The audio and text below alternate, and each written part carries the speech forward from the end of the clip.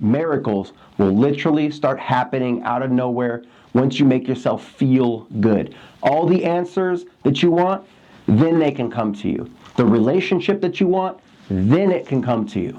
The money that you want can come to you. The vacation can come to you. All of the things that you want, the promotion at your job, it all comes to you when you're feeling good. When you're not feeling good, none of those things can reach you because that barrier is up. When you feel good, you eliminate the barrier, and then everything that you want will come into your life. They don't see the hard work and the dedication, the blood, sweat, tears, and the sacrifices. All they see is, success. Six-pack abs, Mercedes-Benz, Ferrari, Porsche.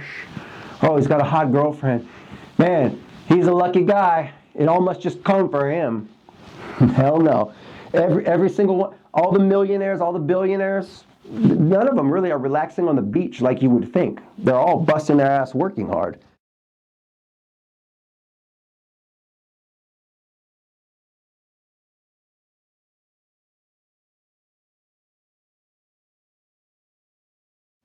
Hi everyone, I'm Ryan Jaunzemis, author of the best-selling book, 10 Steps to Success. Welcome to my Success Masterclass. So before we begin, a couple things for you. For those of you who don't yet know me, I am a lifestyle, dating, and success coach. So basically, I teach guys how to develop the lifestyle that they want, how to find the types of relationships that they want, and how to get the success in their life that they want. Why should you listen to me? Who am I? Who am I to give you advice on success and how to live your life? All right, so I'm this random guy on YouTube. Maybe you've never heard of me before. I've got crazy tattoos, and you're like, who is this guy? Like, how is this guy gonna bring me success? How is this guy gonna teach me how to make money and how to live? You know, what has he done in his life? What makes him worthy to be able to teach this type of material? So a couple things about me, real quick, without going through a whole resume. If you don't know who I am, you can quickly check my Wikipedia, and you'll see biographies and things like that. I've been featured on the cover of Vice magazine. I've been on H3. I have over 25 million views on YouTube and over different social media. I have a best-selling book out, 10 Steps to Success, and I've been ranked as the top dating, relationship, and lifestyle coach in Las Vegas for over the last 10 years. I've gone on tour, helped hundreds of thousands of different men and women create better lifestyles, better relationships, and get more success in their life. And I think I can help you too. So I want you to stay around for this whole program and really try to get into it. And I think that you're really going to get something out of it. I'm in the business of changing people's lives, teaching you how to be, do, or have anything that you want. And I think you're really going to enjoy this. So who is this program for? Okay, this program is basically for anyone, usually entrepreneurs, artists, or guys that are looking to step up their game with business, with women, with life. If you're a person who has a dream, if you're someone who says, I want something in my life and I'm ready to do the work and I'm ready to take hold of it and I'm ready to make it happen, then this program is probably for you. But anybody really who wants to get more success in their life, maybe you have a dream to do something, it could be anything, and you just don't know how to get started. You don't have the motivation. You don't have the knowledge or the insight of how to get from where you're at right now to where you want to be. And that's what this program is going to be entailing. It's basically going to teach you how to get from point A, where you're at right now, to point B, your goal. And just a quick little caveat, side note, if you enjoy my work, then please like, subscribe, and share. Really helps out to support the channel so that I can do more videos and offer more value for you guys to really help you step up your game. Please know all of my work is copyright, my books, my CDs, my DVDs, YouTube videos, all my merch, etc., etc. But I always encourage people to share my work with others. My only request that you please give credit to the source. Thank you. So if you share parts of this video, or you take a quote, or you sample some of my music, or whatever you want to do, just take the source code and put it into the down bar of your video so people can link back to it. That's all I ask. Appreciate that. Thank you. All right, I want to give you my contact information right here, so grab a pen or pencil or put in the notes in your phone. Ryan Jaunzemis, RyanJaunzemis. Okay. My iPhone, my personal iPhone is 702-417-7714. You're here on my YouTube channel already, youtube.com/Ryan Jaunzemis. My Instagram is @Jaunzemis. My Facebook is facebook.com/Ryan Jaunzemis. You'll notice I link everything to my last name. It's just easier that way. That way, if anyone wants to find me, all they do is type in my last name and I'm going to show up. I am available for exclusive live in-field one-on-one private coaching where we actually meet up live in person and discuss this type of stuff and teach you the real secrets to success. If that's something that you're interested in and you really like the material and you say, okay, wow, like this guy's really got the answers and I want to learn more. I really want to step up my game. This is something that you might want to be interested in. But go ahead, watch the program, see if it brings you value, and if it does, I would definitely urge you to check out the book, and I would definitely urge you to then get coaching, and that's going to take you to the next level in this game. 2 hours with me, bronze package $250, 4-hour gold package for $997, and an 8-hour diamond package for $1999. You can also do a Skype or Zoom coaching with me where basically we call up and have a Zoom call. It's $99 for an hour, talk about anything that you want, any type of sticking points that you have, and if you like that, then usually clients will keep doing an ongoing $49 per week to get that ongoing coaching, really keep you accountable, kind of talk about where you're at, what kind of goals that you have, maybe you're trying to start a new business, the type of women that you want to date, anything like that, whatever your dream is, we discuss it, I start giving you a custom tailored game plan, and then week by week, you just keep calling back and stay accountable, and I can basically say, okay, what did you do this week to get you closer to your goal? Oh, you did this? Okay, now try this. Let me know how it goes next week. And then it just keeps going on, and it just keeps you on that path and that purpose to get that success. All right, so what is success? That is the big question, right? What is the definition of the word, quote, success? What does it mean to you? Okay, you personally. Most people believe that the word success means money. Most people believe that the term success means making millions and or billions of dollars, or living in a mansion or a penthouse apartment on the top of a skyscraper in New York City or whatever, with a Lamborghini, with a Porsche, Ferrari, Mercedes, BMW, etc., with a supermodel girlfriend and walking around wearing sunglasses and a $2,000 Armani suit and tie and holding a briefcase while talking on a cell phone. Well, while this widely held mainstream stereotypical image may describe the popular version of what success means, the actual dictionary definition is extremely different. The term success, by dictionary definition, is 1. The accomplishment of a specific aim and or purpose, or 2. The attainment and or achievement of something wanted and or desired. And that's from Merriam-Webster. Synonyms for success: achievement, accomplishment, progress, advance, arrival, benefit, etc. Example: achieving, quote, success is simply accomplishing what you set out to do, or achieving a certain desired status and or result, etc. It has nothing to do with money. It's about achieving something. It's about saying, I want that, and then going for it. I want that water. I got the water. I was successful with getting the water. A simple example of success is when you finally finish a jigsaw puzzle correctly. That is, you really wanted to finish the 1,000-piece jigsaw puzzle that you got for Christmas. And when you finally did, that equals success. Meaning that you have now achieved success. That is, you were successful, etc. In a different concept or tense, an example of being successful could also be when you have a great job, a happy marriage, and a lot of money. That could also be successful. Example: a man has a good job as a real estate agent, lives in a nice 2-story house with a small white picket fence around the outside, has 2 cars, a beautiful wife, 2 kids, and they seem very happy. This sounds to be like a very successful person. Right? That guy sounds to be successful. Nice house. He's got his wife, his kids, 2 cars, nice white picket fence, probably some roses. You know, he waters his lawn on Sunday, mows his lawn with a John Deere. Like, wow, that guy must be very successful. Okay, that's what you see, but it doesn't necessarily mean that he's really living a successful life. And let me try to explain here.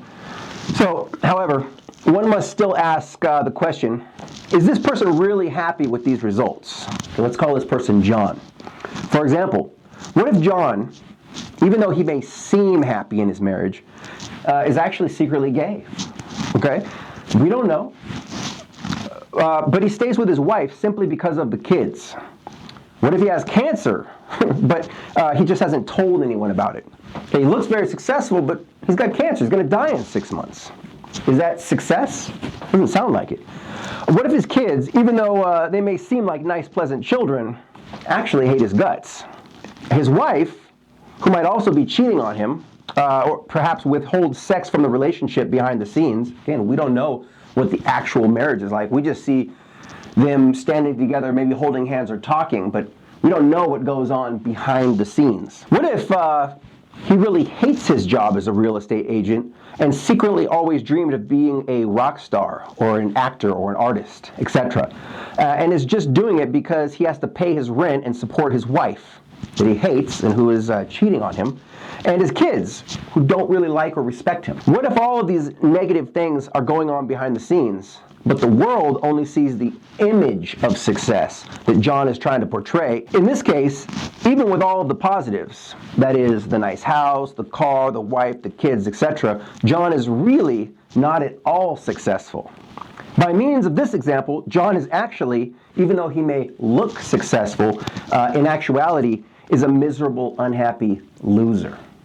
Okay, John's a loser. Yes, he has a house, 2 stories. Yes, he's got 2 cars. Yes, he's got a wife. Yes, he's got kids. But he's secretly gay. He's not really attracted to his wife. His kids hate his guts. He's got fucking cancer. And he may make 6 figures, but he doesn't get to keep that money. He's got to pay for his wife. He's got to pay for his kids, his mortgage. He's dishing that money out. John looks successful, but he's not really successful. And on the contrary, imagine this next situation. Okay, this is going to blow your mind right here. Let's imagine now another character. Let's call him Joe. A man named Joe who lives down the street from John. Right, so we have a little imaginary neighborhood. We've got John down here, and now we've got Joe over here. Okay, Joe has always dreamed of being a comedian. He didn't necessarily make it big yet, but he does currently make a solid $30,000 to $40,000 per year salary doing what he loves, part-time. He does small gigs 2 to 3 times a week, paying him approximately $300 to $1,000 each show. Okay, so he's playing at, little tiny venues, right? He's doing comedy, which is what he loves. He's not like John, who's a real estate agent but really dreamed of being an actor, who's not doing what he loves. He's doing what he loves. He's not necessarily big time. He's not like a Dave Chappelle or Cat Williams making $50,000 a show. He's making $300 a show, but he's doing what he loves. Joe has no wife and no kids, and he has no interest in having a family right now. He might like to meet a woman and have a family and settle down someday, much later down the road. But right now, at this point in his life, he is just focused solely on his career. This means that John's $30,000 to $40,000 annual income is his to spend alone. Unlike John, who may make $100,000 a year, but who has a wife, kids, a home mortgage, and 2 car payments.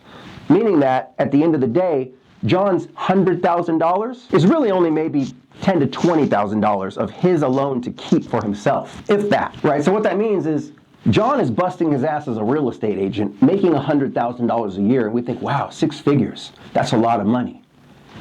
Not when you have a wife and kids and 2 car payments and a mortgage. His $100,000, what does he get to pocket out of that? What does he get to buy for himself?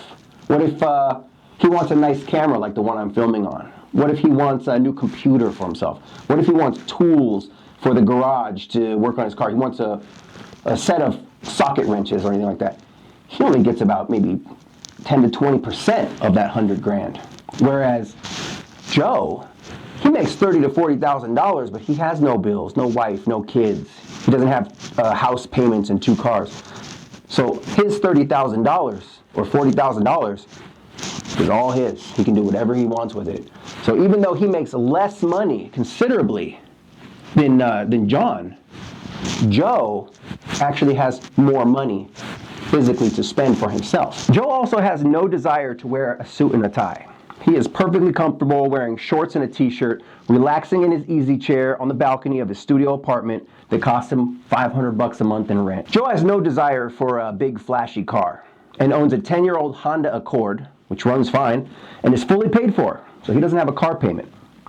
He uses it simply as an A to B to get him to and from gigs and to buy groceries or to meet up with friends and or girls at the bar, the pub, the nightclubs, etc. Since Joe has very little overhead expenses, he gets to put most of his money into savings and has, over the course of the last 5 years, put away over $100,000 into his account. Right? Because he's making $30,000 to $40,000 a year, but he has only $500 a month in rent. He doesn't have a car payment, doesn't have a wife, doesn't have a kid, so all that extra money is just put into savings. And after 5 years, he's got $100,000 just sitting in his account. Do whatever he wants to do with it. On Joe's time off, when he's not performing or writing new comedy material, jokes, etc., he does whatever he wants to do whenever he wants to do it. He has over $100,000 in savings. He goes on vacations when he wants. He hangs out with friends, he drinks beer, he smokes weed occasionally, he enjoys partying, and he has an active social life and has relationships with many beautiful young women that he meets at his gigs. He also occasionally splurges and frequents the local brothel and spends money on hookers, spoiling himself with the occasional 3 or foursome every now and then. Okay? So this guy's living the life of his dreams. He works 2 or 3 days a week doing comedy. He's got $100,000 in savings. And he occasionally goes to the brothel and says, you know what? You 3 girls, the blonde, the brunette, the redhead, I'm going to have sex with all of you tonight. The brothel says, well, that'll be $2,000. No problem, I got $100,000 in the bank. You 3 girls, you guys can come ride my fucking dick, okay? So he's living the life, he's getting laid like a fucking rock star, he's got money up the ass, doesn't have kid payments, wife payments, doesn't have rent, he gets to live the life of his dreams, okay? Joe is happy all the time. He wakes up with a smile on his face and a zest and a passion for life. He's living the life of his dreams, getting laid like a rock star by beautiful women. He is working on his dream job and constantly striving to get to the next level. Okay, he's not big time yet, but he's working at it. But he does not have a Lamborghini or a mansion or millions of dollars in the bank. Does this mean that he is not successful? No. Joe is very successful. In fact, by dictionary definition, Joe is exceedingly more successful than John. John may have and or control more physical money and assets, etc., but John is miserable and has not yet actually accomplished anything in life that he really wants. Remember, John is married with the kids to some wife that he hates because he's secretly gay. John is paying for the mortgage on a house and 2 car payments from a job that he hates. He wants to be an actor. He doesn't want to be a real estate agent. He's miserable. But Joe's living the life. May only make $30,000 or $40,000. Doesn't matter, because he's living the life that he wants. However, personally, I believe that the word success means a little bit more than the previous dictionary definitions given. Many of you have probably heard the famous motivational quote, "Success is a journey, not a destination." Could be by Arthur Ashe or Zig Ziglar. Many people have recycled this quote. Don't know who the originator of this quote was. But we've all heard that. Success is a journey, not a destination. It's in those big self-help motivational posters and things like that. But not too many people have heard the famous quote, "Success is the progressive realization of a worthy ideal," by Earl Nightingale from The Strangest Secret. And that is what I would like to discuss with you. So Earl Nightingale said, success is the progressive realization of a worthy ideal. That's what I want to talk about. Now I want you to look at this picture right here. You've got this lady who's kind of jumping over this gap, right? She's looks like a businesswoman, looks like her goal is to get a job, whatever her dream job is. Maybe she is trying to be a real estate agent, or maybe she's some kind of entrepreneur, or maybe she's a lawyer and she's trying to get a job as a lawyer. So she's got to cross this gap in order to get to her goal. And that's the success that she wants. So when we're really talking about success, we're not actually talking about getting the job. We're talking about the steps in order to get to the job. How do we get from point A to point B? Okay, so I want you to look at this. Imagine that success is like a bridge. It's the steps in between where you're at and where you want to be. What does it take for her to get that job? Well, if she's a lawyer, then she's got to go to 8 years of college. She's got to pass the bar exam. She's got to do all kinds of stuff. Then she's got to apply for a firm. She's got to do stuff like get these business clothes. She had to buy this bag. She had to study.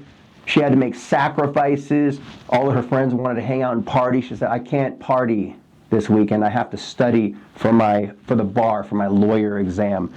And she had to do all of these steps in order to get the job. Okay, but once she gets the job, then what? She's going to want something new. Now, we're not going to get to that part in this video. But what we're really talking about is this part. Okay, success is the progressive realization of a worthy ideal. Her worthy ideal is that job as a lawyer. And this is the progressive realization, the becoming of that dream from thoughts in her mind into the physical reality. So here she is at first standing on this side of the mountain saying, I have a vision, I have a dream of being a lawyer. What am I going to do to become a lawyer? Now, if she just stands there and thinks about it, but doesn't do anything about it, well, that's just daydreaming. That's just being delusional. Yeah, I'm going to be a lawyer someday. Really, what are you doing about being a lawyer? I don't know. Haven't really done anything yet. Right, you're just fantasizing, you're just daydreaming. Until you take that physical step, right, to start crossing this bridge. You know what? You're thinking about being a lawyer, and then you say, you know what? I'm going to start moving in the direction of what I want. I'm going to go buy a suit. Okay, that's the first step. So you go to the store and you buy a suit. That's the first step on that bridge. Now you're moving in the direction of success. What do I do next? I should probably enroll in college. And you do it. You go to the college and you enroll and you start going to school to become a lawyer. I need to make connections. Are there other lawyers? Are there firms that I can get a job in? How do I get to the next step in this bridge? And you just keep crossing this bridge. And sooner or later, you finally get to your goal. So there's a famous quote of mine. I like to break it down as success is the bridge between where you are and where you want to be. Right? So if we look at the picture again, that's what success is. It's not about actually getting the job. And it's not being over here just not doing anything about it. It's when you start taking those steps. That is the success. So let's go into it a little further. Success is the bridge. So for example, here's the origin of your new desire. This is your point A. This is where you're at right now. For example, my goal is to climb Mount Everest, right? You're a rock climber. You want to climb Mount Everest. And you're standing, I don't know, you live in North Dakota. And you're pretty good at climbing rocks. You go to the rock climbing gym. You've climbed a couple of mountains. You went to Yosemite and you climbed a Half Dome, Full Dome, El Capitan. You've been doing some really good rock climbing, but you want to climb Mount Everest. That is the goal. You want to reach the summit, right? The goal, point B. You reach the top of Mount Everest, the summit. Standing there going, yes, right? 25,000 feet in the air. That's your goal. So how do we get there? How do we climb Mount Everest, right? Well, we're going to start crossing the bridge of success. So we're moving in the direction of the goal. For example, we're actually going to the store and actually buying climbing equipment. We're actually purchasing the flight to Tibet, China. We're actually physically climbing up Mount Everest, step by step by step. I think it takes about 6 weeks to get up that mountain. 25,000 feet is 5 miles high. There's a vertical ice wall that's 20 feet up. You've got to have those spiked shoes. You're going to have ropes. You have to have knowledge of how to tie knots, clove hitches, bowlines. You're going to have all kinds of crazy tools. You're going to have these jackets and thermals and helmets. You have to sleep in sub-zero temperatures. You have to have a tent on your back. You have to have all this climbing equipment, 6 weeks with all of this stuff in a backpack. Things that are going to help you along your journey. You have to have all of this skill and knowledge of things to do. And then you've actually got to make the journey for that whole 6 weeks to get to the top. And then you got to figure out how to get back down. All right, so let's imagine we do all that stuff. We buy the equipment, we book the flight, we get the tour guide, and here we are. We reach the top of the summit. We reached our goal. We climbed Mount Everest. We took a selfie. You did a whole photo shoot. You achieved success. You achieved your goal. Now what? Now what? Apologies, the light went out. I'll have to recharge that on the break. But now what? You're at what I like to call a new expanded vantage point. Okay, you've achieved your goal. Now what? What's next? Example, you climbed Mount Everest. Great. Now what? And that happens 100% of the time with any goal that you have. You say, I want to be a lawyer. You become a lawyer. Now what? Okay, you're a lawyer. Now what? You work for a firm. Now what? Well, I kind of want to own my own firm. Oh, okay, so now we get to the goal, but now we have a new goal. Okay, now you own your own firm 5 years later. Now what? Well, I kind of am tired of being a lawyer now, and I want to go into real estate. Oh, okay, so we have a new goal now, right? You're a musician. What's your goal? I just want to write my own music. All right, cool. You get good at playing piano, and you write your own piece of music. Now what? I kind of want to get signed. Maybe I want to put a video onto YouTube. So that's your next goal. And you get there. Now what? I want to play in front of people. Okay. So you play in front of people. Now what? I want a bigger audience. Oh, really? Right, so your goal, whatever your goal right now in this moment of what success is or whatever you want, once you get there, you're going to have a new goal. And once you get there, you're going to have a new goal. This goes on and on infinitely, right? So for example, here we've got a guy, he's climbing up this crazy ice wall, trying to get to the top of Mount Everest. You finally reach Mount Everest. There she is, doing the selfie. We achieved success. We did it. We climbed Mount Everest. That's cold air up there. They're 5 miles high, above the clouds. Can't even see anything. The air is thin up there, but you did it. Achieved success. And then I love this picture because now what? This is exactly what we're talking about. You achieved success. That moment, it happened. You achieved success. Now it's over. Now what? Now he's got to climb back down the mountain. Okay, you achieved success. You got all the way from thinking about it when you lived in North Dakota we were talking about. Okay, you got all the way to China. You climbed up the mountain. You got to the summit. You achieved success. Now what?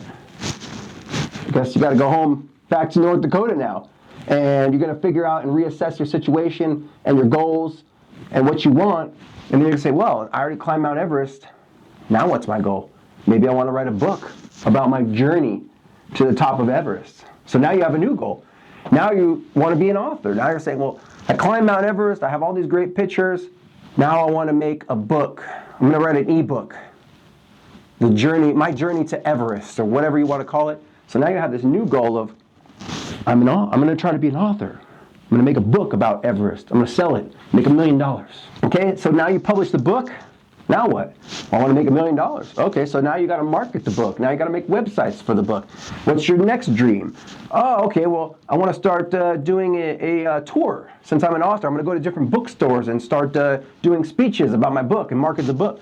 Oh, okay. Just going to keep going on and on and on. Miley Cyrus has a quote. It's actually a song, It's the Climb. And the lyrics really go deep into exactly what we're talking about. And it's actually the opening quote that I started with my book because it makes so much sense. Just like in the famous quote, success is a journey, not a destination. Right? It's the climb. It's not about getting to the top of the mountain. It's the moving towards getting to the top of the mountain. It's the climb. It's the climb up the mountain, because once you're at the summit, now what? That success is over and you're going to start a new dream. So what success really is the climb. It's the climb. It's from being from point A and taking that first step and then moving towards your point B, towards your goal. And so the lyrics to the song are, there's always going to be another mountain, right? Because once you get up the mountain, now what? There's another mountain to climb. I'm always going to want to make it move. Always going to be an uphill battle. Sometimes I'm going to have to lose. Ain't about how fast I get there. Ain't about what's waiting on the other side. It's the climb. Okay? It's not actually getting to the goal. It's not to reach the summit, because that only happens for a moment. The success is there for a second. For just a second, you can kind of grasp it and experience it. But then what? What's your next goal? There's always going to be another mountain. I'm always going to want to make it move. I want to get to the next goal. Right? So one of my quotes is, success is not something that you hold on to. Success is something that you are reaching for.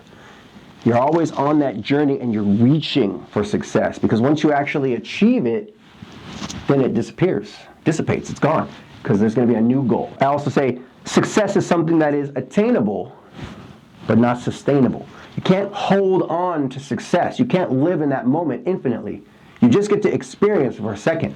I really want to drink of that water. I'm going to move towards the water. I got the water. I took a drink of the water. Now the water's gone. And if I want more water, then I got to go to the kitchen and get a new water. What does success look like for you? What does success look like for you in your own life? Yes, there are tons of answers to this question, and every man's answers and or opinions and or goals and or mission objectives, etc., are going to be different. And that's okay. You need to figure out what success is going to look like for you personally, okay? Not the next man. What does success look like for you? Everybody is going to have a different idea of success, and you need to figure that out. I would suggest grabbing a piece of paper right now, or open the notes on your phone and start writing, success for me looks like blank. Example, is success for you making $1 million? Is it finding your soulmate or the perfect relationship?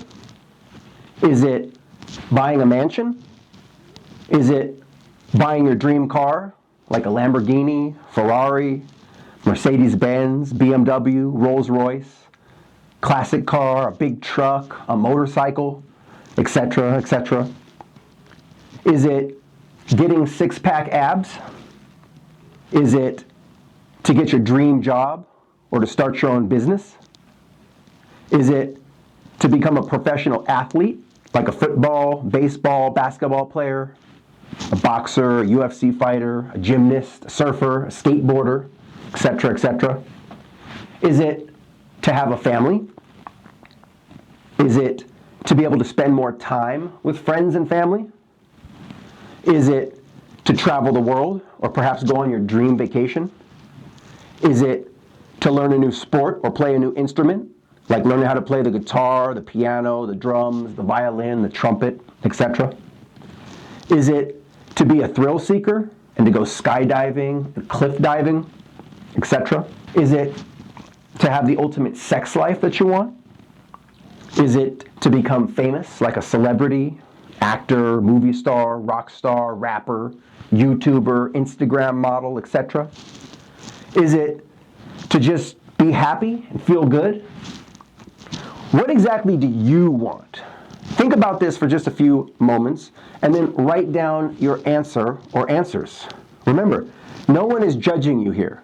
This is all about you and your specific goals and or objectives, etc., in which you have and want to achieve for yourself and for your own life. So where are you at right now versus where do you want to be? Where are you at right now in the present moment?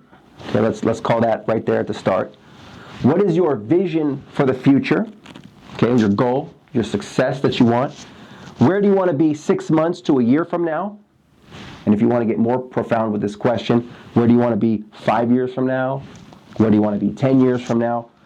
And then I want you to write down success looks like blank for me. So maybe you want to be a surfer and your dream is to surf the biggest waves off the coast of Australia. You want to be in surfing magazines. You want to be a professional surfer. That's your success. So where are you at right now? How are you? What's your goal? And then we're going to figure out how to get you across the bridge of success. to get you to exactly what you want. 90-day challenge. What if you were to dedicate the next 90 days of your life to this process? What do you think might happen? If you're watching this program, it is most likely because you have not been able to achieve the type of success that you want in your life. I challenge you to decide right now that you are going to dedicate the next 90 days to learning and practicing this material in real life. So again, this doesn't mean that you watch this program, get all the way through it, and then boom, all of your problems have been solved. That's not the way this stuff works. This is going to require you to, 1, watch this program in its entirety, and then 2, to actually start doing the work. Take the necessary time needed in order to practice and learn this type of material, and then start going out and really take action. Fully immerse yourself into this process. I want you to eat, sleep, breathe, bleed, and shit your desires into life for the next 90 days. Make it your entire life. So another one of my famous quotes is, place all of your power, focus, thought, energy, and intent into your vision. Make your entire life all about accomplishing your dream. Eat, sleep, breathe, bleed, and shit your desires into life. Meaning, just put everything that you've got into your dream, ignore everything else, stay on that path, and make it happen. And this is a quote from the book, Make Your Life Become All About Your Dream. Your entire life, whatever you're doing right now, kind of switch it up and make your entire life all about your dream. If your dream is to be a famous inventor, for example, you want to invent something new, make your life all about being an inventor. You wake up in the morning and you just study other inventors. You study, the Einsteins of the world. You study the Thomas Edisons. You learn about what they do. Your friends are going to ask you, what are you doing? You want to come out and party? I can't do that right now. I'm studying. I want to be an inventor. You're reading books about, electronics and robotics, and you're studying chemistry and anatomy and biology, and you're making your entire life about your dream of becoming that inventor and inventing the thing that you want, inventing, the hoverboard that you want, or the flying car, the spaceship, or anything like that. You must have a burning desire for what you want. You can't just talk about it. You've got to be about it. You can't just want it like, yeah, it would be nice to have the success in my life that I want.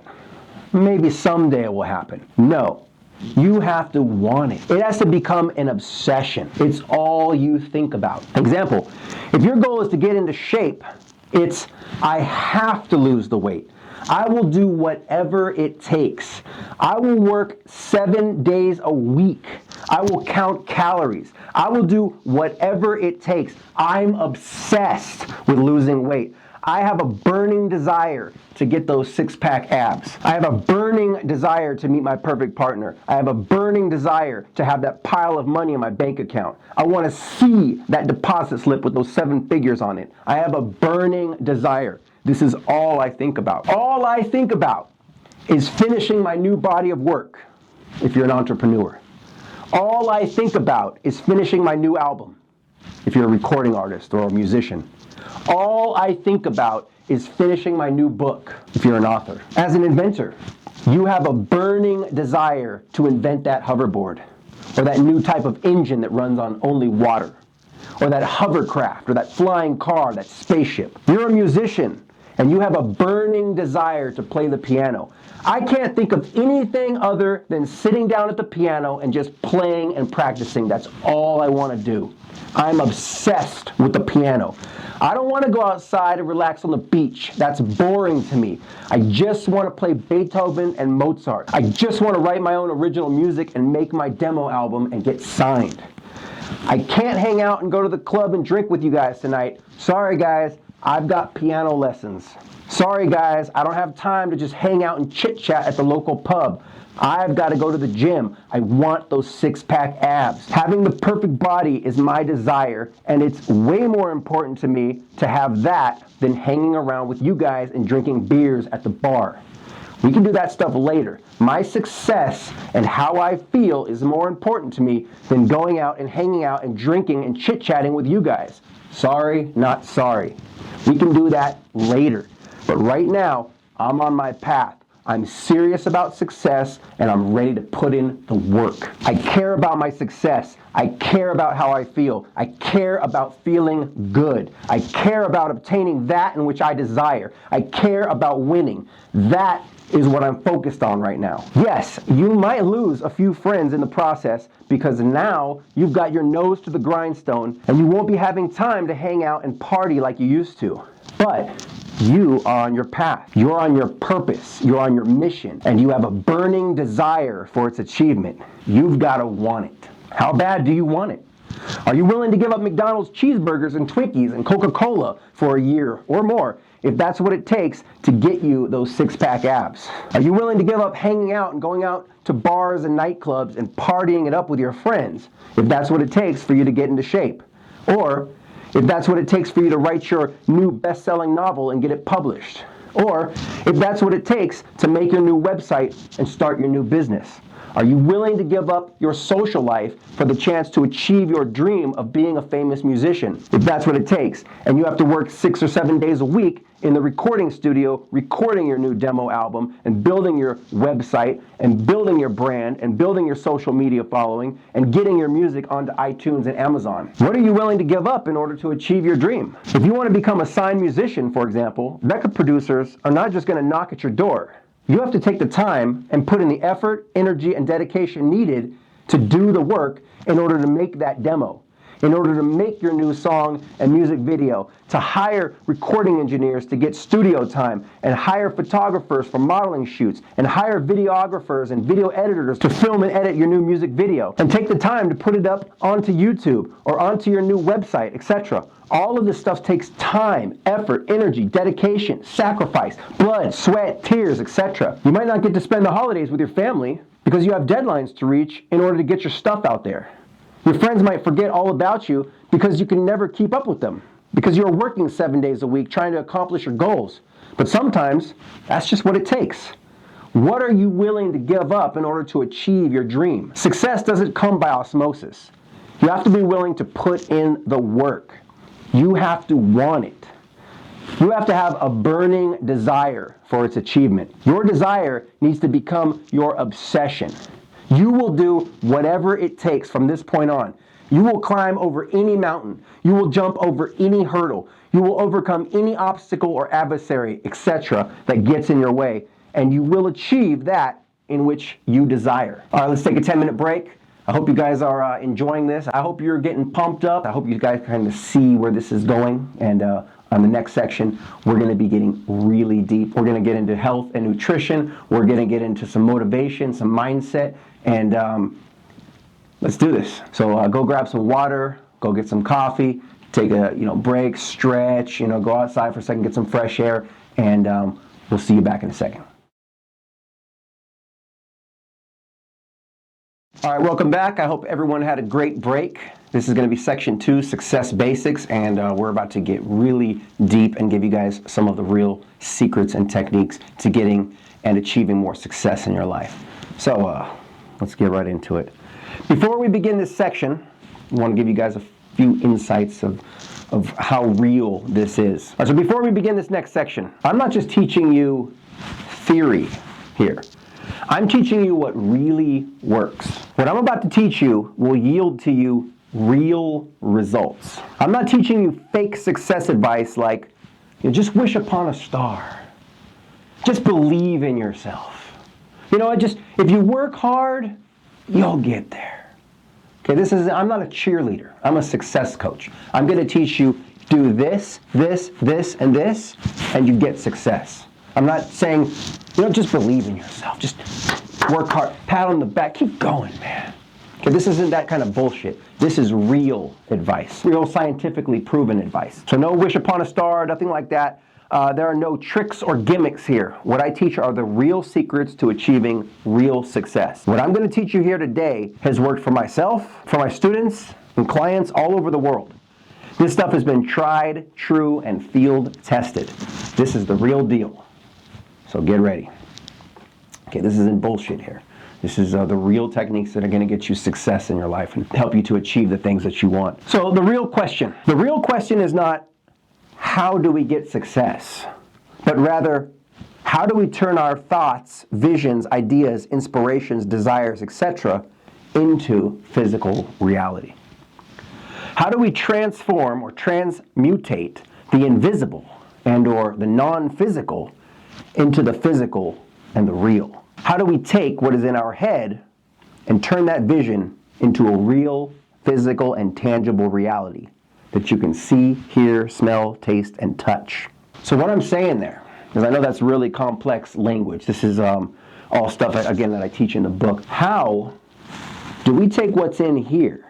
When we think on the scroll of our mind or our third eye, using our pineal gland, when we're creating images inside of our head about the things that I want to do, the circumstances that I want to create, the relationships that I want to have, the money that I want to have, the lifestyle that I want. When I'm thinking all of those thoughts, that is what we would call the invisible. They're just thoughts in my head. How do we take what's in our head and get it out here into the physical world so that we can see it, hear it, smell it, taste it, and touch it? Everything that you see in this world has been created twice. First in the mind, and then second into reality. Whether it was this masterclass video that you're watching on YouTube today, or an entire city skyline. Okay, all of the buildings that you can see, like the Las Vegas skyline, the Stratosphere, the Luxor, the Excalibur, New York, everybody in the entire world knows exactly what I'm talking about here. Los Angeles, with the US Bank in the middle, with the buildings surrounding it. New York, everybody in the entire world knows what the Empire State Building, Times Square.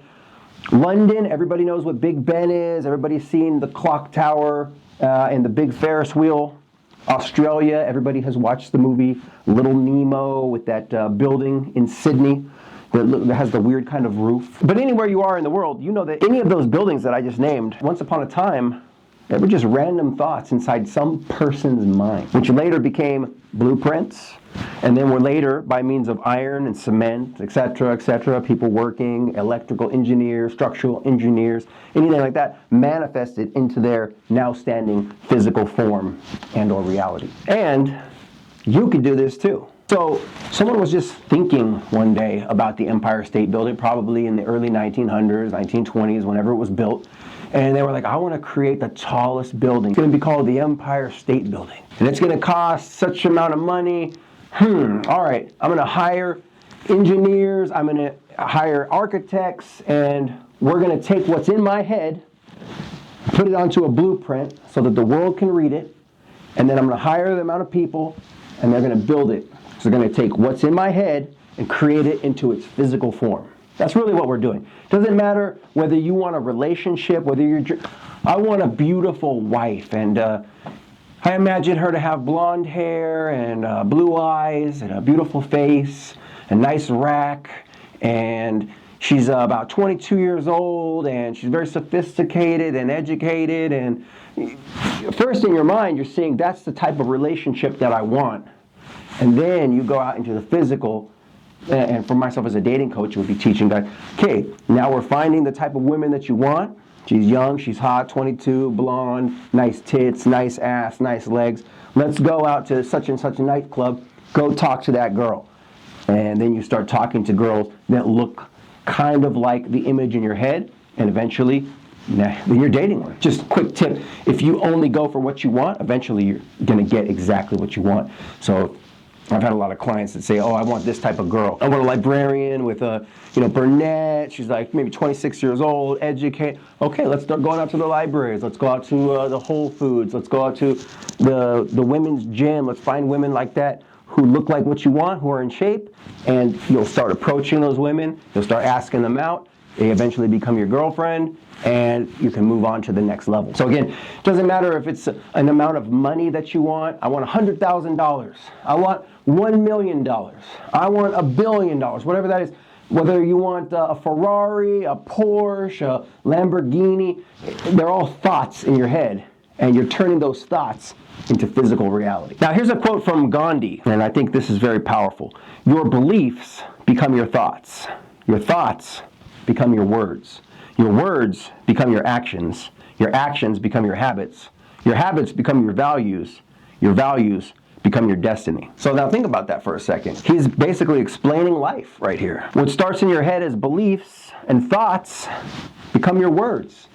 You might be thinking about, oh, I'd really like to do this with my life. I'd like to become this. I'd like this certain circumstance to happen. And you just start thinking it. Sooner or later, you start talking about it.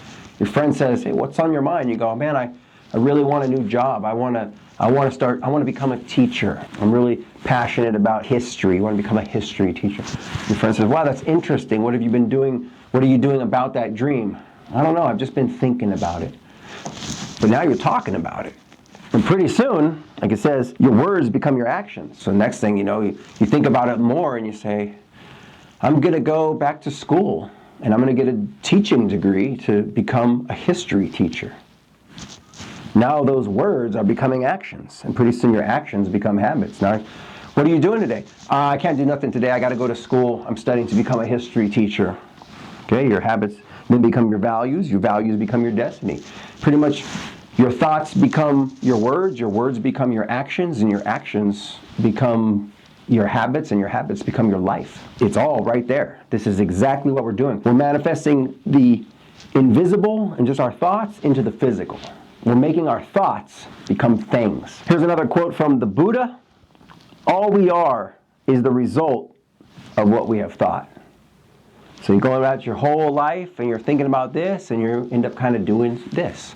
And if you look at your life is really a physical manifestation of the thoughts that are going on inside of your head. Some for you to think about. It's pretty deep stuff right there. If you can see your vision clearly within your mind's eye, then you can begin to transmutate or manifest your desires into physical reality.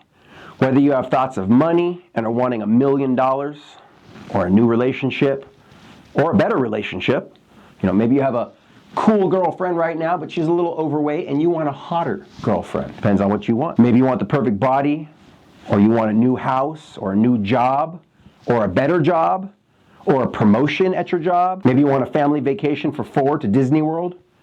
Maybe you want to eat a certain type of food at your favorite restaurant, or get a new pet, etc., etc., etc. Anything that you want is possible.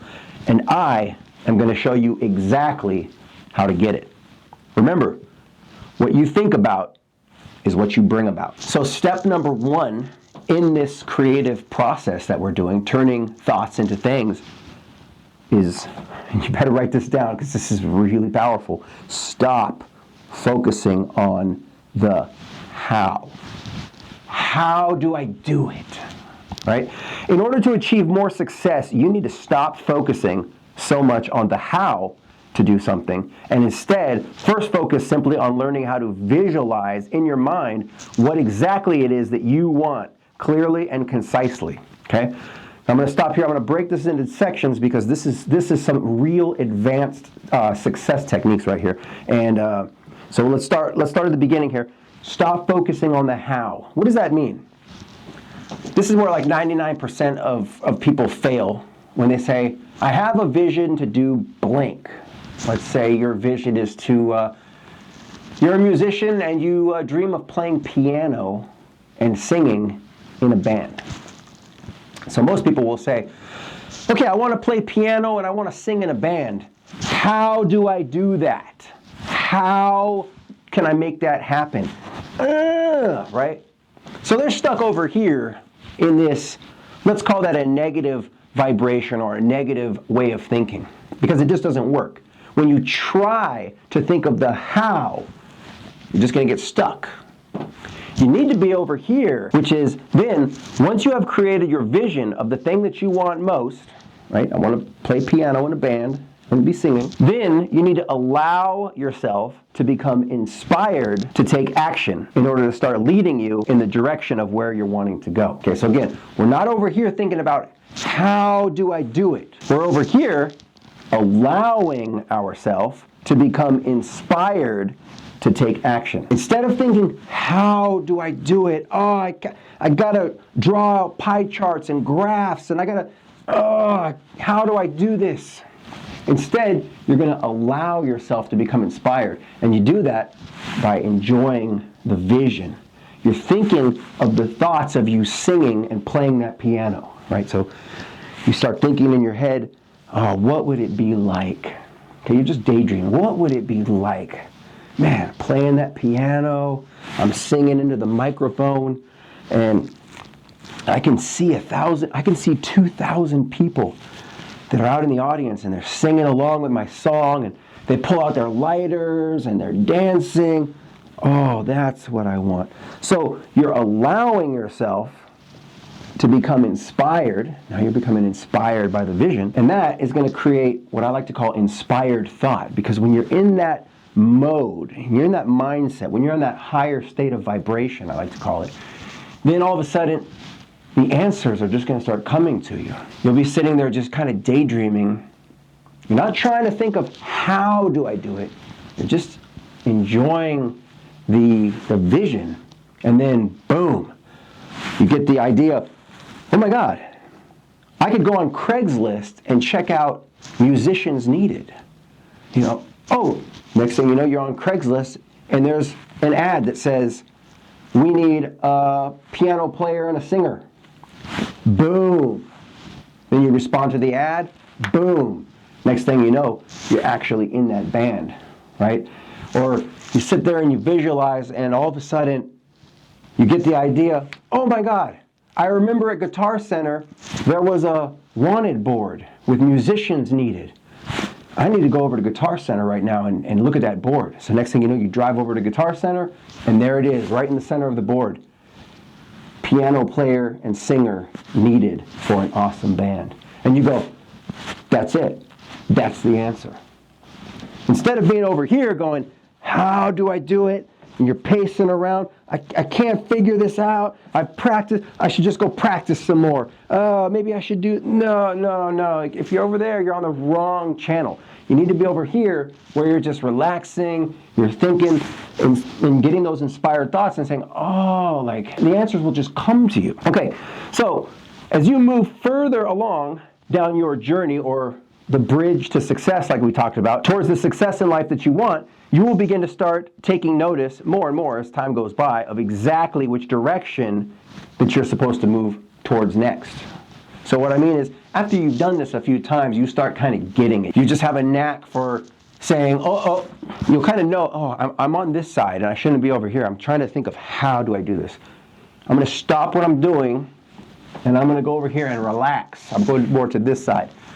Let me just imagine what it would be like to be singing and playing piano and, you know, having all those people raise up their lighters and singing, and then all of a sudden, that inspired thought just starts jumping into your head, and it's going to give you basically the next step of the bridge. Because at first you're stuck here, and then all of a sudden you get the idea, oh my God, I need to go over to Guitar Center because they have that musicians wanted ad. A step on the bridge just opened up. So you get in your car and you go over to Guitar Center and you check that board. You just took a step forward on that bridge of success. Then you start looking on the board and you go, oh, these people want a musician. These people are looking for a piano player, and so are these guys. Well, I'll take both of their numbers and I'm going to call them both back. And you call them back, and then you go set up a little interview and do a little demo. Okay, this is what I got. Let me see if you know, our styles mix. So you guys are kind of punk rock and these guys are more jazz. Well, I see myself more singing and playing in more of a jazz band. I don't really like this, so I'm going to go this way. So it's going to start giving you, the universe will basically start giving you the direction that bridge is going. The bridge isn't always going to be in a straight direction. It's going to be all over the place, up and down, and it's going to basically give you those inspired thoughts and those inclinations to basically say, this is what I got to go next. I don't like this punk rock band, but I do like this jazz band who's looking for a piano player. Boom. Now I'm taking another step on the bridge. After I call them up, then, well, I don't know what's going to happen next. I've got to get to that point first, and then the bridge is going to reveal the next step. This is one of my most famous quotes from my movie Soap or Die. A lot of people talk. A lot of people dream. But they never take a physical action step towards what they want. And so many people are scared to take that step. Do something. It doesn't even have to be the right action, or the quote-unquote right action, but as long as you do something, I believe the universe will rearrange itself and show you what you have to do next. And if you haven't seen this movie, I would definitely recommend that you check it out on my channel. But if you look at what I'm saying right here, you have to do something. You can't just sit here before that bridge that we talked about. You can't just sit and go, I dream about being an engineer. I want to go to school to be an engineer.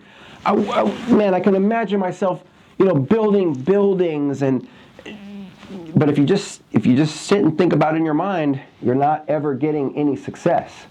You have to actually start doing something. You have to take some step, some action step, in order to start moving you across that bridge. And then, like I said, the universe is going to start rearranging the bridge to show you where you have to go next. So as you're sitting over here saying, I want to be an engineer, and you get that inclination in your head that says, I should really go to engineering school. It's kind of a no-brainer. Like, you have to get educated in your craft before you can do it professionally. So you're thinking in your head, you keep thinking in your head, I should really go to engineering school. I don't know, I don't have the money, da-da-da, da-da-da. Again, we're not thinking about how do I do it. We're just thinking of what it's going to be like to be that engineer. So you put yourself in that higher vibration. You start just imagining how cool it's going to be that engineer. You get yourself in a good mood, and then you go, oh, I've got it. I'm going to go on Google and I'm going to type in engineering schools in my area. We just took a step on the bridge of success. So now you're there, and you're looking around Google, and you find a school that offers a kind of scholarship, and you apply for the scholarship. You just took another step. You're starting to move on that bridge.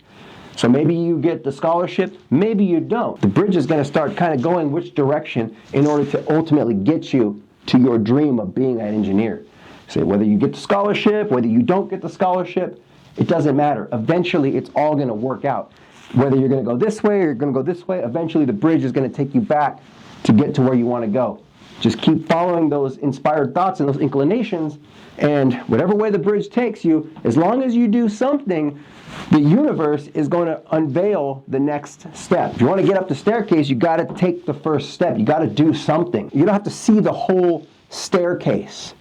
Like, you just take the first step, and eventually it's going to get you up the step. Now imagine it's just dark, and you can only see the first step. But by the time you get up the first step, you can't see the ground behind you, and all you can see is the next step. You take that next step. Now all I can see is the step behind me and the step above me. I can't see the top, I can't see the bottom, but I take the next step. I take the next step, take the next step, take the next step, and eventually I reach the top. So imagine that you're driving in a car and it's very foggy, and you can't even see the car in front of you. All you can see is the lights, and you can't see anything behind you, and you're only driving 5 miles an hour, and you got to go way down this freeway. Well, you don't need to see all of the mountains and the trees along the way. You don't need to see all the cars. You just need to keep driving at 5 miles an hour and make sure you don't hit the next car. And sooner or later, you're going to get all the way down to the end of the freeway, to your off-ramp, to wherever you're going. Okay, so let's go into that a little deeper. Do something. You have to do something. You can't just sit around all day long imagining and fantasizing about what you want your life to look like and then just expect it to magically appear at your doorstep. Sure, a miraculous miracle might happen for you, and that would be great. But that's not what we're talking about here. What I'm talking about here is a real, step-by-step, proven program and or method to create real results time and time again. So that you're not just thinking and dreaming about success, you are actually really achieving real success out there in real life. So, the next real question is, how do we get ourselves off of the couch, off of social media, etc., and start actually taking real action? How do we get motivated? How do we start the process of getting more success in our lives? Feeling good. Feeling good is the secret to everything. And personally, it's the whole philosophy of my life and how I've been able to achieve success. You have to learn how to make yourself feel good. That's what's going to get us away from the how do I do it into the vibration of I already have it, I'm enjoying the thoughts, and then boom, letting those inspired thoughts come to you to then take the next step towards what you want. When you are distressed, tired, anxious, etc., the, quote, answers that you seek cannot reach you. Imagine that the answers are floating out there in the ether, but when you're not feeling good, you create a type of barrier where the answers cannot reach you. That is, the thoughts, insights, inspirations, etc. When you are feeling good, you will notice that the answers, ideas, inspirations, etc. just seem to show up for you inside of your head. Okay, you're just out on a jog, jogging the track, feeling good. You're not even thinking about your problem, and then all of a sudden the solution just kind of jumps in there. Oh, if I do this, I can get to the next step. Maybe you're on the phone with a friend. You're not even thinking about your problem. You're not over here. You're over here. You're just relaxing. You're chatting away. How's your day been? Yeah, I've been. I was at Danny's. We did a little breakfast or something. It just pops right in your head. Oh my God. Can you hold on a second? Grab a paper and a pen. Ooh, I need to call this guy. This is the contact that I need to call, who's going to be able to hook me up with this person to get me to the next step. Our job as creators, we'll call it, that's what we're doing. We're creating a vision, and then we're taking that vision and making it real. So we'll call ourselves creators, is not to try to think of how, like I said, we're not thinking of how we're going to get the results that we want. Our job is to work on making ourselves feel good, or at least feel better than we currently are, and then the universe will show us the way and what we need to do next in order to achieve our dreams. The bridge of success, like we talked about, will begin to form itself for you. The doorways will begin to open for you almost as if by magic. Okay, example. You're a mountain climber, and your dream is to climb Mount Everest, like we talked about before. But you can't afford the flight to China or the money for the tour guide, etc. If you were just trying to sit and think about all of the logical solutions when you are stressed and are in a bad mood, you're just going to keep thinking of ways in which it won't work out for you. But if you're focusing on making yourself feel good first and get into a good mood first, and then you start trying to think about your desires, then the inspirations and or solutions will start to just pop up in your mind. You won't have to try so hard. Okay? So it's not about how do I do this? It's about let's feel good and allow it to come to me. Ideas that you would never contemplate if you were in a negative state of mind. Ideas like, maybe I should go make a GoFundMe account. Wow, I never would have thought of that if I was pissed off and in a bad mood, but now that I'm relaxed, I just got an idea. I could make a GoFundMe account. That might not necessarily make me the $10,000 or $50,000 that I need to fly to China and to get a guide and to buy the stuff, but maybe it will get me $5,000, and then I can do something else to get the remainder, right? It's just going to give you some part of the solution. Or maybe I could go get a credit card or a loan from the bank, or maybe I could just get a job at China Airlines to get that discounted flight, and then I'll take a vacation and climb the mountain, or anything else. Doesn't matter. We don't care really about how to do it. All you need to be concerned with is, I want the result. I don't care how it happens. That's the universe's job. I just want the result. I just want to get to the top of Mount Everest and take that selfie and say, look at me. I climbed Mount Everest. That's the result that I want. I don't care how I get there. I just want the fucking result. However, if you're in a bad mood and you are not feeling good, your mind will just focus on all of the negatives, and your inner dialogue will read things such as, I can't come up with the money, or that would never work, or maybe it's just not meant to be. Maybe it's not in my cards. I was just born under the wrong star. It's not going to happen, etc. But none of these negative thoughts, attitudes, ideas, beliefs, etc. are really going to help you to get the success that you want. Now, just a quick caveat here. Everything I'm talking about, these are all part of the laws of success, which I discuss more in the book. We can't go into all of that now because it would be a 20-hour seminar, but you must learn how to make yourself feel good if you want good things to happen for you. So continuing on here. So instead of focusing on all of the negatives and all of the reasons why it won't work out, you begin to let all of your doubts subside and go away, and instead you go do something to make yourself feel good, like dropping whatever it is that you're doing and just go take a nap. I can't take it right now. I don't even want to think about it. I'm going to go take a nap. I'm going to bed. Turn off the lights, drink some warm milk, some tea, go to sleep. And then when you wake back up, you're going to be in a much better headspace so that you can come up with the solutions. Or perhaps just going out for ice cream at Baskin-Robbins 31 flavors and ordering a giant banana split ice cream sundae with lots of extra hot fudge and whipped cream and 3 cherries on top with little Baskin-Robbins flags. All right? I can't deal with this right now. I'm going out for ice cream. Right? Now this might sound ridiculous, silly, absurd, etc., but by instead of wasting your time worrying about your problem, right, and what is, like, oh, how do I do this? Right, you're in that bad, negative state of mind. Instead, you just go focus on having fun. You know what? Let's just drop this. I'm going to take a nap. I'm going out for ice cream. I'm going to the beach. I'm going to go drink a beer. Whatever you want to do, whatever's fun for you. Okay, and making yourself feel good. This will begin to eliminate that barrier or any kind of resistance that you're experiencing, thus allowing the universe to deliver to you the correct thoughts, ideas, inspirations that will help you to get to where you want to go. The next step of the bridge will begin to fill itself in for you, and then all you have to do is follow the inspired thought and begin crossing the bridge of success. All right, so I can't deal with this right now. The solution just hasn't come to me. I must not be in a positive enough state. There must be too much barrier around. I can't get the answers from the ether. So I'm going to drop what I'm doing, and I'm going to Baskin-Robbins, and I'm now in Baskin-Robbins saying, I would like a hot fudge sundae. I would like a banana split. I would like I want, strawberry, vanilla, chocolate. I want the bananas, hot fudge. I want caramel, I want whipped cream, sprinkles, nuts, cherries, little flags on top, and I'm just going to eat this sundae. I'm forgetting all about my problems. I'm just having fun. Take a selfie. Hey guys, I'm at Baskin-Robbins, da-da-da.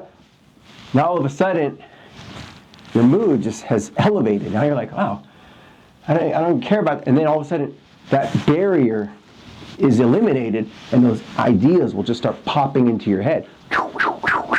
Right? When you let go of all of the bullshit, then all the answers will just seem to start coming to you out of nowhere. You will be like, wow, that's it. It's just so simple. Why didn't I think of that sooner? I like this quote here by Joseph Campbell. Follow your bliss and the universe will open doors where there were only walls. Now, I think everybody can relate to this on some level.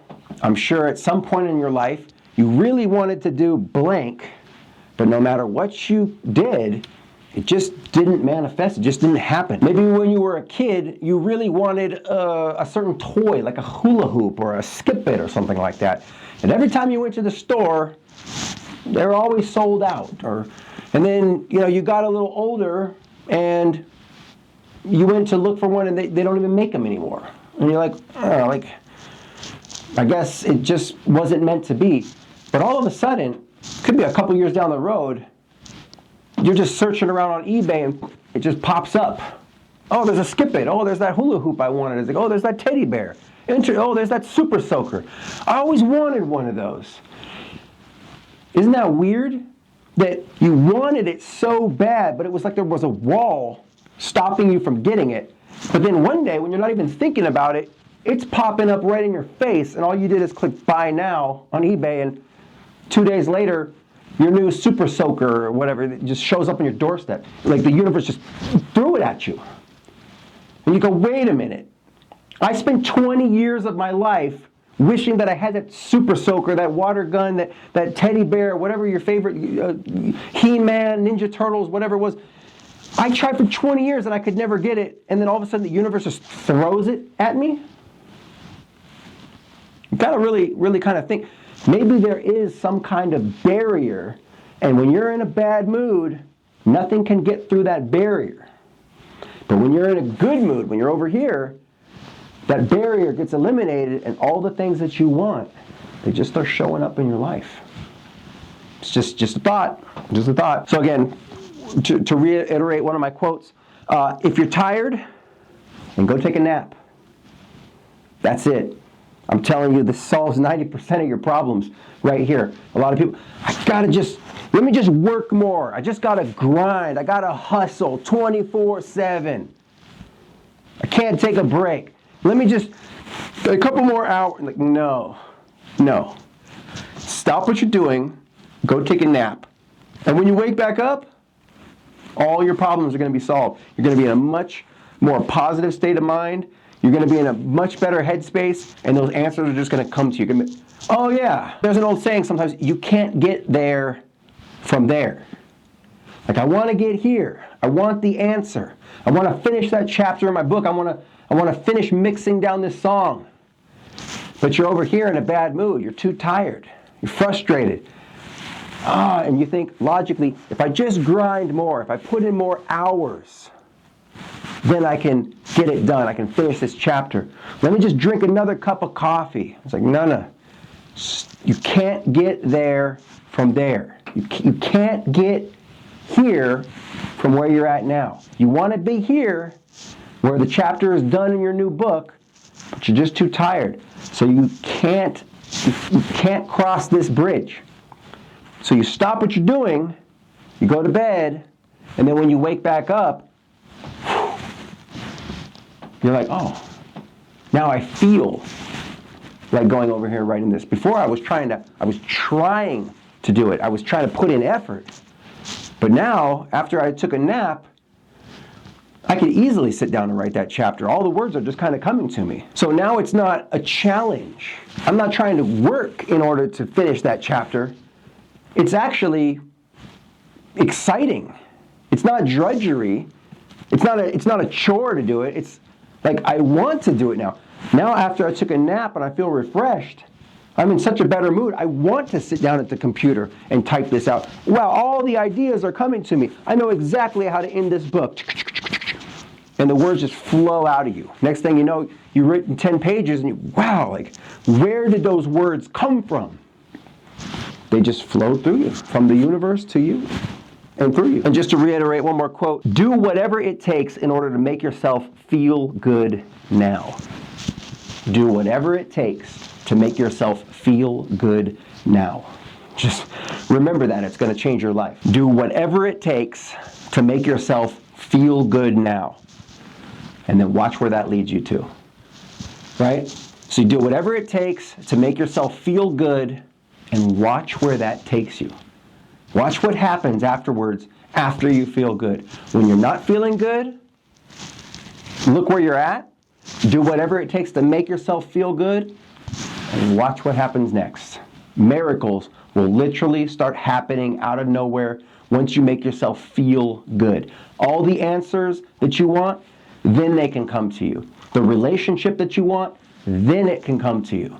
The money that you want, can come to you. The vacation can come to you. All of the things that you want, the promotion at your job, it all comes to you when you're feeling good. When you're not feeling good, none of those things can reach you because that barrier is up. When you feel good, you eliminate the barrier, and then everything that you want will come into your life. Now, this is an interesting quote that I had put out a while back. You don't have to look up at the sky or to the stars for a sign. Sometimes the very thing that you need might be right in front of you. When you really think about that, sometimes the very thing that you're looking for is right in front of you and you just can't even see it because you're not in that good mood. So let me give you an example, a simple example that has to do with food.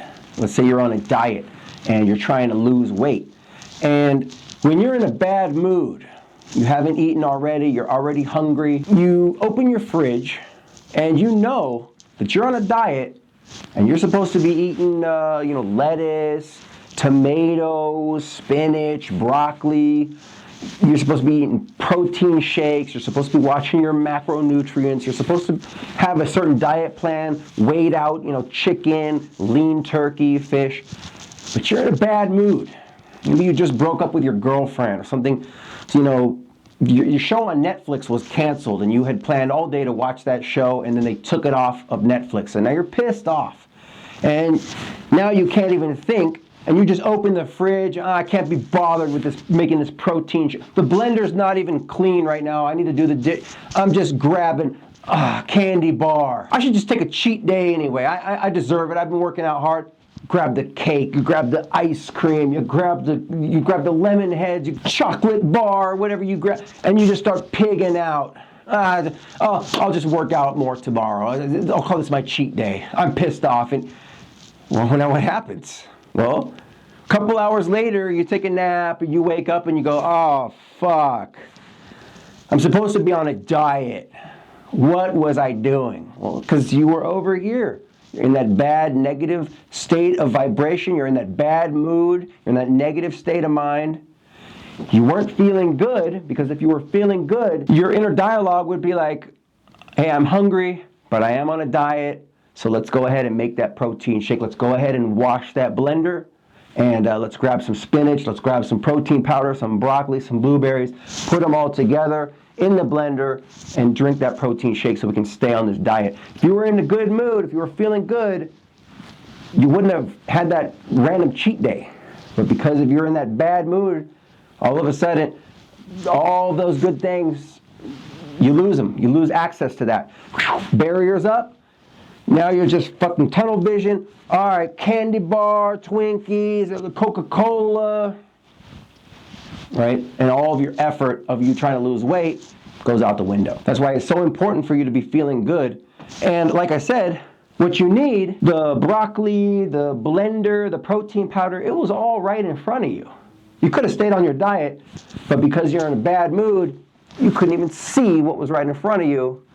All you could see was candy bar, Twinkies, donuts, zingers, right? And it gets you more fat. What you needed was to stay drinking that protein shake. It was right in front of you, but you couldn't see it.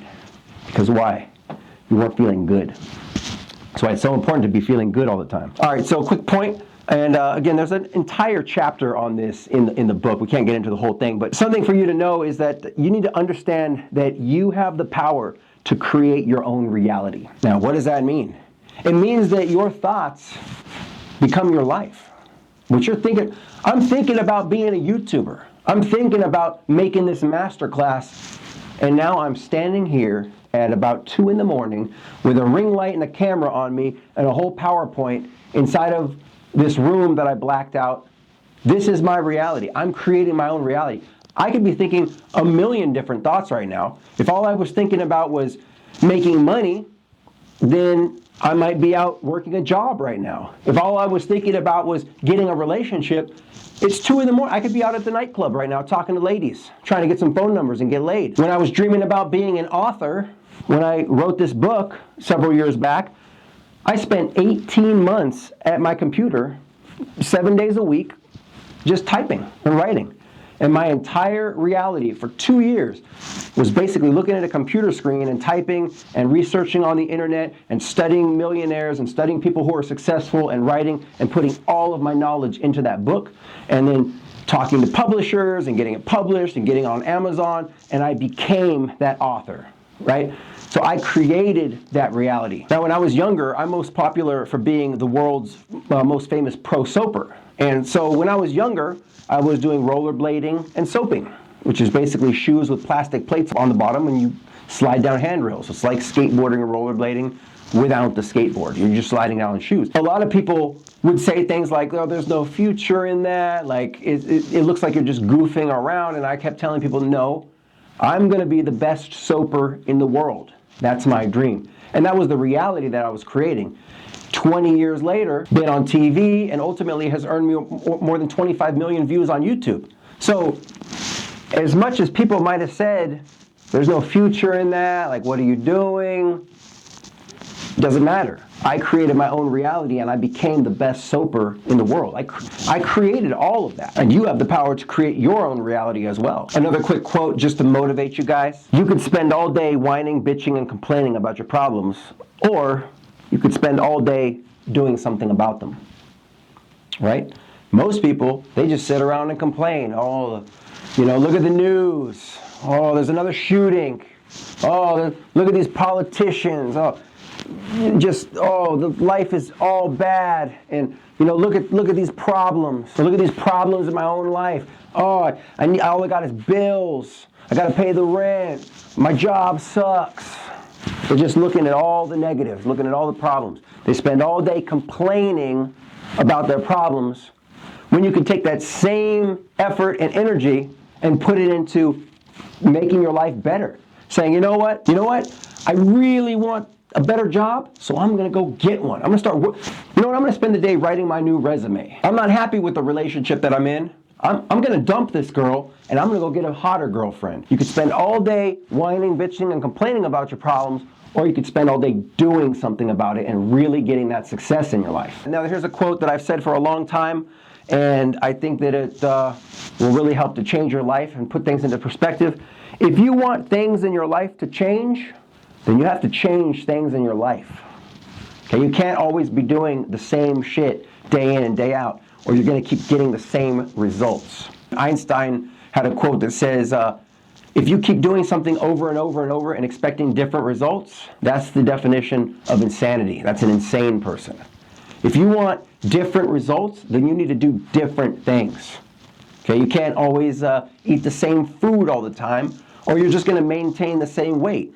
You're trying to lose weight and get six-pack abs, and you've always ate McDonald's cheeseburgers and Twinkies and Coca-Cola, then maybe it's time to start eating spinach, broccoli, blueberries, protein powder. If you've never been the person who's successful in relationships, you always dream, maybe fate will just bring me a hot girlfriend, even though I've never done anything and I've never approached any women, right? And now let's say you're 40, 45 years old and you're still a virgin. Maybe it's time to say, you know what I'm doing isn't working, and maybe I should do this. Maybe I should start going out to clubs and approaching women. Maybe I should start asking girls out. Maybe I should start just becoming a better version of myself so that I'll become more attractive, so that women will like me. Anything like that. You can't always be doing the same shit if you want different results in your life. Okay? If you want things in your life to change, then you need to change things in your life. All right, let's talk about the tip of the iceberg. Now, this is a quote or a phrase or a slang saying, whatever, that has to do with you see it in a lot of success communities and things like that. But we'll try to explain what this is. It's pretty complex, the concept of it, but try to explain it to you so you'll understand. Obviously, I can't give you all of the secrets to success in just one short video. This is just the tip of the iceberg, right? Now here's an iceberg, right? We've all seen these. We've all watched the movie Titanic. This is an iceberg, right? But is it? Well, this is not an iceberg, okay? This is just the tip of the iceberg. This is the tip of the iceberg, okay? The tip of the iceberg, and that is the tip of the iceberg. And this little point right here would be the tip of the iceberg. But this is the real iceberg. The tip of the iceberg is just what you see. A real iceberg goes way down deep into the ocean. It's enormous. This is what you don't see. This is what people see. They see the tip of the iceberg. And when we say the tip of the iceberg, we're talking about what people see. We're not talking about what's really happening behind the scenes. So let me explain what that is. What people see when they see success, they see the nice car, they see the nice suit, the nice house, the hot girlfriend, the six-pack abs. They see you working at your dream job, etc. Right? They see the Mercedes-Benz. They see you wearing your suit with your Rolex watch. They see the six-pack abs. They see the bulging biceps. They see the huge pecs, right? They see you with your supermodel girlfriend. When they see that, they, oh wow, that person is successful. But they don't see what's really going on behind the scenes. They don't see that you're working 2 to 4 to 6 or 8 hours a day training in the gym to get those six-pack abs. They don't see when you're skipping the meals and you're hungry. You're like, oh man, I'm starving, but I can't eat because I have to make weight. They don't see that you're working overtime, doing 100 hours a week to fucking pay the bills on that fucking Mercedes. They don't see the time that you're dealing with clients on the phone trying to make that money and make those sales. They don't see that you're working the nights, the weekends, and the holidays. Sometimes you can't spend the time with your family or friends because you have to work, right? You can't go home for the holiday. Sorry, Mom, I can't come home for Christmas this year. I got to work in the gym. I got to get these six-pack abs. I'm trying to get that success in my life, right? Don't have time for relationships sometimes because you have to work. Sorry, babe, I can't go to the movies with you tonight. I got a client. Sorry. Right? And then your girlfriend breaks up with you. You never have time for me because I'm trying to get that success in my life, right? People don't see the sacrifice. They don't see they don't see the real iceberg. They just see the tip of the iceberg. Here's something on this picture. Look at this chick. She's very tired. She looks stressed. She's probably been working 10, 18, maybe 18 hours. She's working at her computer, trying to write her new book. She's just trying to hustle. She's grinding. She's tired. She's stressed. Now, here's a picture on the other side. Look like they're doing some kind of business meeting. You don't see this on Instagram. You don't see them dealing with the clients. All you see on Instagram, whoop, got that new car, got that success, and people are like, oh, wow, wish I was him. They don't see the struggle behind the scenes. How about this guy who's lifting these weights? Looks like it's like 8 or 9 in the morning. You know, in real life, people think, oh, he must be successful. Look at those abs, man. It must be nice to be that fit. But are they willing to wake up at 8 in the morning and do these squats or crunches or whatever he looks like he's doing? People aren't really willing to put in that type of work. They don't see the hard work and the dedication, the blood, sweat, tears, and the sacrifices. All they see is, success. Six-pack abs, Mercedes-Benz, Ferrari, Porsche. Oh, he's got a hot girlfriend. Man, he's a lucky guy. It all must just come for him. Hell no. Every single one, all the millionaires, all the billionaires, none of them really are relaxing on the beach like you would think. They're all busting their ass working hard. I love this picture. This pretty much sums it up, or at least in my life it does. Looks like this girl, she's probably a yoga teacher maybe. She might be Pilates instructor. She could be a stripper, go-go dancer. She looks super fit, right? And I could just imagine her basically saying, you know, her mom's like, are you coming home for Thanksgiving? Are you coming home for Christmas? We're going to have turkey and gravy. And she's like, are you out of your mind? No, I'm a Pilates instructor. I have to train. I have to have the best body. This is my job. I want that success. Sorry, Mom, I can't come home for Christmas this year. I've got to work on my stuff and get that success. A lot of people say that they want success, but they aren't willing to put in the work. You have to be willing to put in the work. It's not for everybody. There is so much more to this than you can even imagine at this point. You can increase your fashion sense. Success, like I said, is not just about money. It's whatever you want. You can increase your fashion sense. You can learn how to dress for success. You can learn things like skincare to help yourself become younger looking and more attractive. You can learn things like diet, health, nutrition, and strength training to help yourself lose weight and become more physically fit. You can study things like finance in order to become better with money. You can learn game and how to become more confident and charismatic with women and how to develop better communication and conversational skills. You can become wealthier, stronger, faster, etc. You can rebuild your life and be, do, or have anything. Your life is like a book that you're writing. You are the author of your own life. You can make your future however you want it to be. You can be happy. You can live better. If you want a new car, you can have one. In fact, you can have the entire dealership if you want it, if that's what you desire. This is one of our more famous quotes that's also in the book. We are all instruments, and our lives are our own symphonies. Why not make yours a masterpiece? Right, you've only got one life. YOLO. You only live once. And any one of us can get hit by a fucking bus tomorrow, and you're dead. You're gone for a really long time. So why not be the best that you can be? Why not do something with your life? We're all on very different paths. Some people want money, riches, luxury. And other people just want to be able to spend more time with their family, their friends, or their loved ones. Other people just want to find their soulmate and experience real love. Other people want fame and admiration, etc. Some people dream of living in a mansion with maids and butlers and a full cooking staff, while other people want to get away from all of that hustle and bustle of city life and just live quietly by themselves or with their wife and kids in a small log cabin out in the woods, relaxing by a small fire and planting a small garden in their backyard. Whatever you want, you can have it. You can be, do, or have anything. You just have to be willing to put in the work. Now, this is a really important quote from the book, something for you to really keep in mind. Success is not something that just happens when you do one or two special things. Success is something that emerges when an individual is implementing many different elements and or aspects all at once.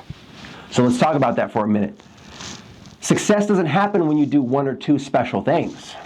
Like, ooh, now I felt good, I'm going to get all the success. It's not like that. That's just part of it. But when you're applying many elements and aspects all at once, all at the same time, that's when success will start to emerge. Doesn't mean it's going to come overnight. Okay, so let's use a YouTube video, for example. Someone is a YouTuber trying to put up a video. Just because they put up a video doesn't mean it's going to go viral, doesn't mean it's going to get millions of views, doesn't mean they're going to make any money off of it whatsoever. They have to implement a lot of different techniques and strategies into that video. The video's got to have good lighting. It has to have good content.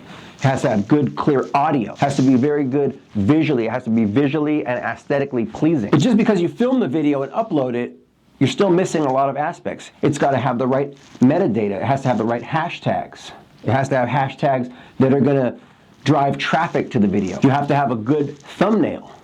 If you want to make a good quality thumbnail, you need a whole separate photo shoot just to get the thumbnail shot. Then you need to have Photoshop so that you can fix it up and brighten it and saturate it and do all the things to make it like, wow, like I want to click on that video.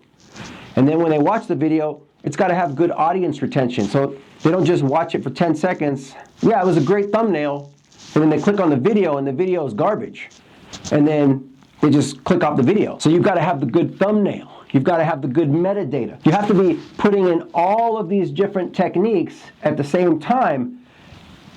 And that's how you get that success. That's how the video is going to go viral. That's how people are going to share the video. Wow, this creator did a really good job on this video. You've got to check it out. Then they're sharing it on their Instagram story and their Facebook. Boom. If you want to be a great musician, being phenomenal at playing the instrument, the piano, for example, is definitely a plus. That's okay. But if you're not also building your social media and building a following, then nobody's ever going to hear you play your music. If you're not collabing with other artists, your stuff isn't ever going to get out there. If you're not doing things like building a website or a brand, nobody's ever going to see it. Just being good at playing the piano is just one piece of the puzzle. But in terms of success, we've got a 1,000-piece jigsaw puzzle that we've got to put together. You can't just be good at playing the piano. You have to be good at also collabing with people and getting your stuff out there. Part of being a musician is also being a model. You got to be able to take good pictures of yourself playing your instrument, sitting there at the piano and taking a pose and saying, you know, what's up world? I'm over here just playing the piano, and having someone take a great picture of you so that people will see that and go, wow, this person looks very professional. Now I'm interested in listening to them play piano. Just because you're good at playing piano doesn't mean that anybody gives a shit. Like, you could be great at playing piano, but people might just not give a fuck because they don't see you as very important. You don't have an album, you don't have a website, you don't have management, you don't have any gigs. You're just a person who's good at playing piano. You have to do all of this stuff in order to get yourself out there to become that successful piano player. All right, what is a vision board? Now I'm going to give you guys a secret success technique that's really going to help you to step up your game to the next level. At this point, I hope that I've opened you up to a new way to think about success and what it actually is, and not what the general population thinks that it is. In this section, I would like to help you to start to really narrow down what exactly it is that you want. And we can begin to figure this out by way of what is known as a vision board. So, what is a vision board?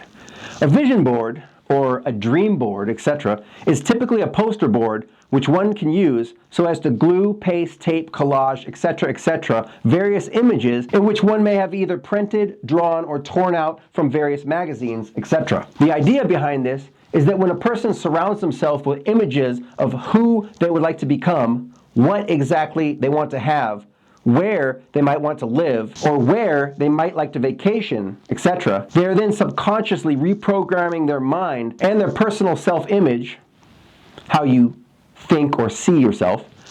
And soon, you will find yourself beginning to naturally make any and or all life changes necessary in order to match those same images, dreams, desires, etc. By doing this, a person's brain, that is, more specifically, one's subconscious mind, will thus begin to proactively move the body into position so as to fulfill those desires. Note, vision boards add clarity to your desires and feeling to your visions. So here's a sample picture of a vision board. I got all of these off Pixabay, by the way. This is all free art that you don't need a license for. It's just very general, gives you a good idea.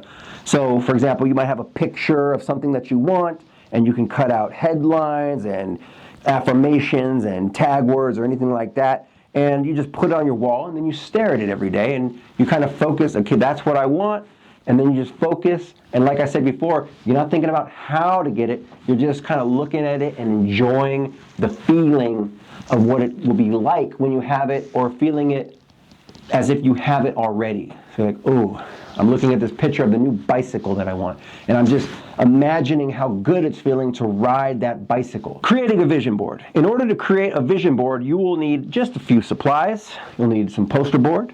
You'll need some tape or some glue.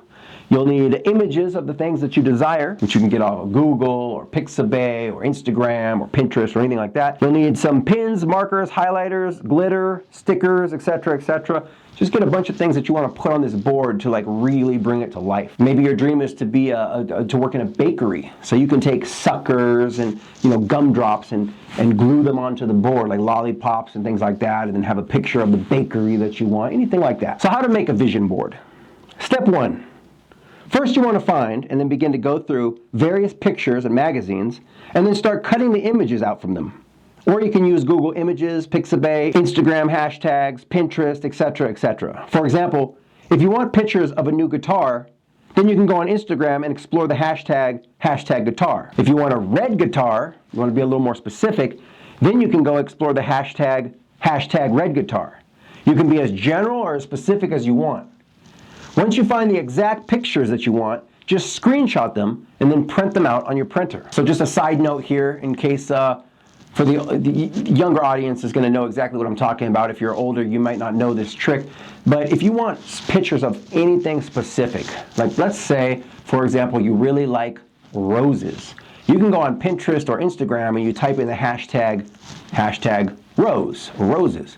And you're going to get thousands, sometimes millions or even tens of millions of pictures of roses. Okay, they're going to be all different colors, red roses, pink roses, blue roses, whatever. And you're going to look through these hashtags and kind of see, oh, okay, I like this one, I like this one, I like this one. But maybe you really have a thing for blue roses. You want to see pictures of just blue roses. So people have put so many hashtags out there, you can just hashtag blue rose. Or even to get more specific, you can look up the hashtag blue rose long stem, or long stem blue rose. And you're going to get 100,000 pictures of just blue roses with long stems. Some are going to have thorns, some are not. Some are going to be light blue, some are going to be dark blue. And you can just go as specific as you want on the hashtag to look for the exact image that you want. And it's kind of cool because you can find people that are into the exact things that you want, and then you can friend them and talk to them and collaborate with them, and who knows. But these are really good techniques to use for your vision board. So for example, like you really want a red guitar with lightning bolts on it. Hashtag red guitar lightning bolt, and one of those hashtags is going to lead to a whole page of 10,000 different pictures of people who have red guitars with lightning bolts on it. And maybe that's the exact guitar you want. So you find the picture that you want, screenshot it, and then print it out and put on your vision board. Note, no gluing yet. Just enjoy yourself and have lots of fun looking through magazines and cutting out various pictures, images, words, headlines, etc. in which strike your fancy. Step 2. Go through the images and begin to lay out your favorites on the board. Try to eliminate any and or all images in which no longer feel right. This is where your intuition must come into play. As you begin to lay out the pictures and images on the board, you may slowly get a sense of how the board should eventually be laid out. For instance, you might assign a certain specific theme to each different corner or place on the board. Or it just may be that the images will seem to want to go all over the place. Note, you can always reassess what you want later, but for now, just go wild and have fun. Example, if your goal is to get rich, then perhaps in the top right corner of the board, you may want to dedicate this space to what your first multiple source of income will be, or perhaps what it may look like, etc. Perhaps it is your first product, like an ebook, for example. You can cut out different pictures of what you want your new ebook cover to look like, while on the top left side of the board, you may want to dedicate this space to what you would envision your overall financial success to look like, etc. And on the bottom right, this might be where you place pictures of what your new business as a whole looks like, or perhaps what your new house is going to look like, or your new car, etc. Step 3. Glue, tape, or tack down everything onto the board. You may want to begin adding in writing if you want. You can paint it on, or you can write words on it with markers. Remember, this is your vision board. There are no rules in regards to doing it, quote, right or wrong. These are your private thoughts, dreams, desires, and fantasies. And real quick, when we're talking about multiple sources of income, I have another book called Unlimited Wealth, which is understanding how to create multiple sources of income. And this book is actually a multiple source of income itself. When I talk about multiple sources of income, I'm talking about many sources of income, not just your job. So for example, this book is on Amazon, and so is this book.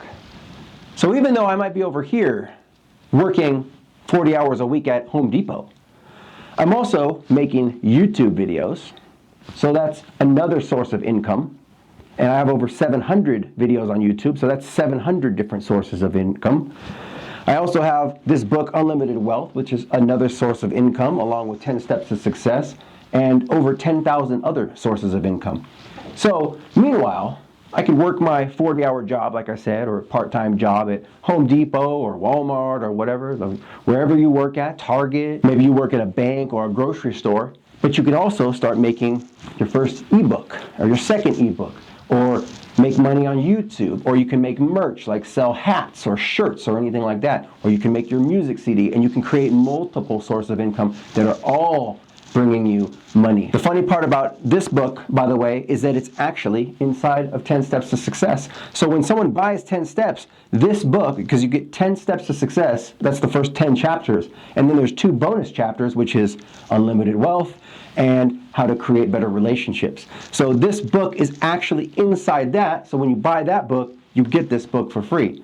But not everybody wants to read all these 10 steps. This book has a lot to do with meditation, visualization, motivation, and health and fitness aspects, organic food. I go into diet and nutrition.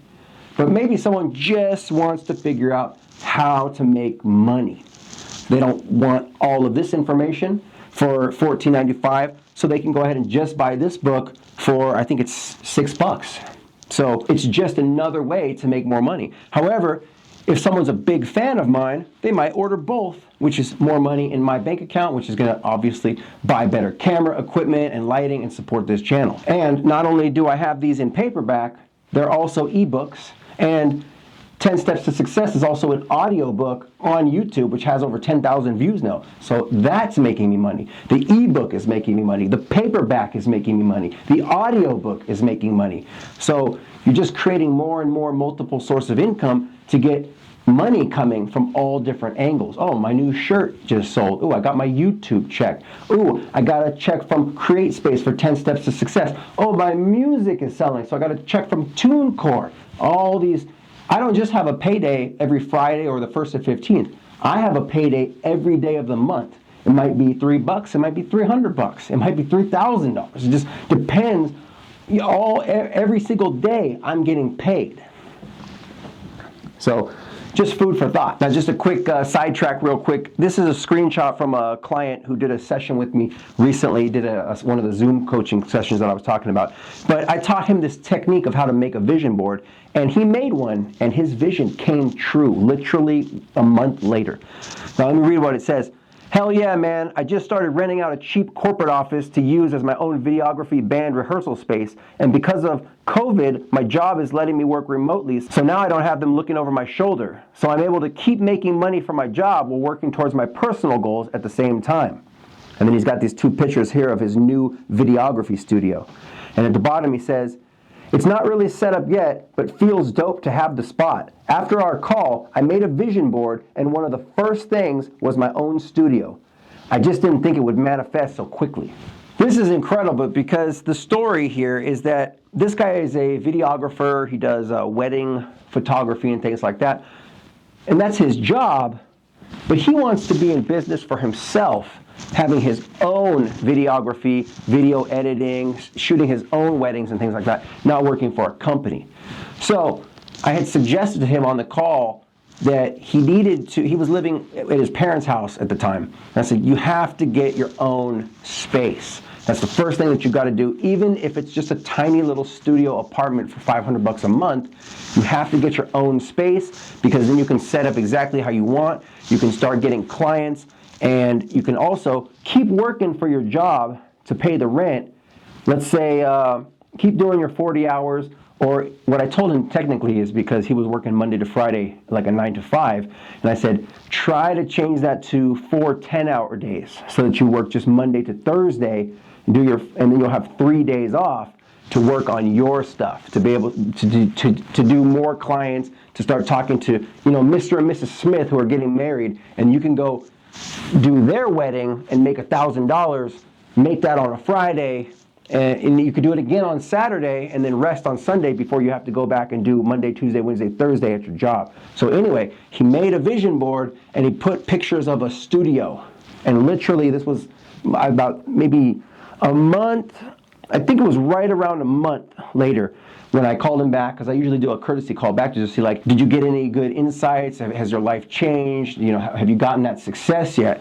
And this guy's like, yeah, like I just got my own studio. I moved out of my parents' house, and now I'm in my own studio apartment with a photo video studio, and now he's making money on the side, and he still has his regular job, and of course he's moving on to the next step, which is eventually being able to go 100% independent and start making like $1,000 a day instead of working for this company over here that's paying him like $300 for a shoot. And they're making, if they charge $1,000 for a wedding photography session, he's getting like $300 and they're getting the other $700 for the service of sending him out. This way, he's gonna get $1,000 a day all on his own.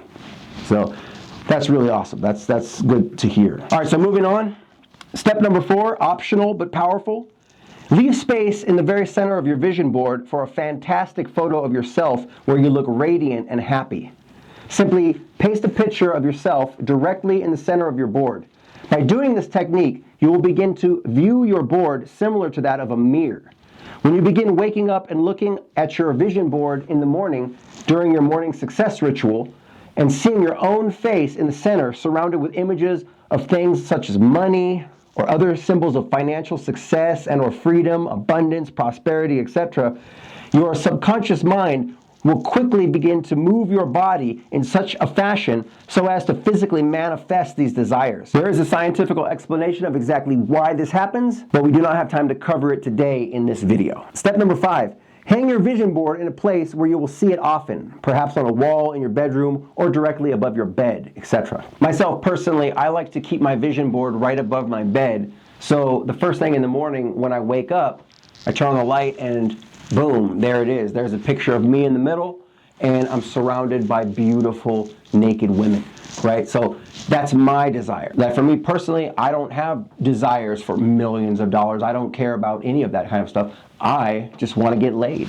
So my vision board all has to do with women, beautiful naked women surrounding me, beautiful naked women serving me, anything like that. That's the vision that I'm looking at for myself. And as I keep progressively moving forward toward that vision, I get more and more things like it. Note, if your vision board is not necessarily suitable and or acceptable in the presence of company or other people, etc., for example, perhaps you dream of relaxing on vacation on a tropical beach with a huge wallet of brand new crisp green $100 bills and throwing them up in the air while being surrounded by beautiful naked women, like mine, you can put these images on your vision board and then just simply hang your vision board inside of your walk-in closet, if you have one, or in any other such private place where it will not be seen in the presence of others. So for example, about 10 years ago, I had a roommate situation and I had a vision board with all of these beautiful naked women around it and me in the middle. And it would have been very inappropriate if my roommate came in and saw that, because then he's going to go, what the fuck is this? What is this? Like this picture of you with all these, who are these chicks that you cut out of the Hustler magazine or something? And so what I did is I had a big walk-in closet in my bedroom, so I just kept it inside the walk-in closet so no one could ever see it. And in the morning I would go in to my walk-in closet and I would just stare at the vision board and I would imagine myself being surrounded by all these beautiful women and having sex with all these gorgeous women. And like I said, I became the top dating coach in Las Vegas. I had sex with over 200 women, and this was at a time before I was really getting dates. So I would just stare at it and I would imagine myself with all these hot women, and it would give me the ideas. Ooh, I should read this book about female psychology to understand women. Ooh, I should start going out to nightclubs and using pickup lines. Oh, I should start doing this. And I did that. And sooner or later, I was just having sex with hundreds of different women, getting dates, having sex with 2 to 3 new girls a week. And I got so good at picking up women that I started charging guys and teaching them my techniques. And I ended up getting on the cover of 7 magazine and going on tour and becoming the top dating coach in Vegas. And these vision boards are the real deal. They will really change your life. Anyway, step number 6, stare into your vision board and try to burn the images into your mind. Look at your vision board for a few minutes each and every morning as you wake up, only for about 10 to 15 minutes a day or so. You don't want to be like Harry Potter in that magic mirror. You don't want to just stare into it all day like Dumbledore says on Harry Potter. He says, men have been wasted away staring at this, this. So like I said, you don't want to do it in a way to medicate yourself. You want to do it, okay, this is what I want. I'm going to focus. I'm going to feel the feelings of what it's like to have these, and then go about your life. And then start actually taking progressive action steps in order to achieve it. You don't want to just stare at it all day and fantasize. And then begin to consciously ask yourself the question, what can I start doing today that is going to help assist me in accomplishing these goals or getting the things on this board? Also, try turning on your favorite piece of music to play in the background, or lighting a few candles and making it like a ritual. And simply add this into a normal part of your morning or evening routine. Note, enjoy your vision board, for it is the beginning of the unfolding of that in which you desire. So when I'm talking about the candles, sometimes I would take my vision board and I will set it in the corner of the room and I will light a bunch of little candles. And I'll kind of kneel down in the middle of it and turn off the lights, and I'll play music, like motivational music. Dun dun dun dun dun dun dun dun dun dun dun dun dun dun dun dun dun, like some kind of motivational, heavy beat. You can type in motivational, inspirational soundtrack, Rocky music, Eye of the Tiger, anything like that, and you just kind of focus. At least for me, because mine, like I said, is about getting beautiful women into bed. So I'm looking at these pictures of these hot naked women, and now it's playing Rocky music.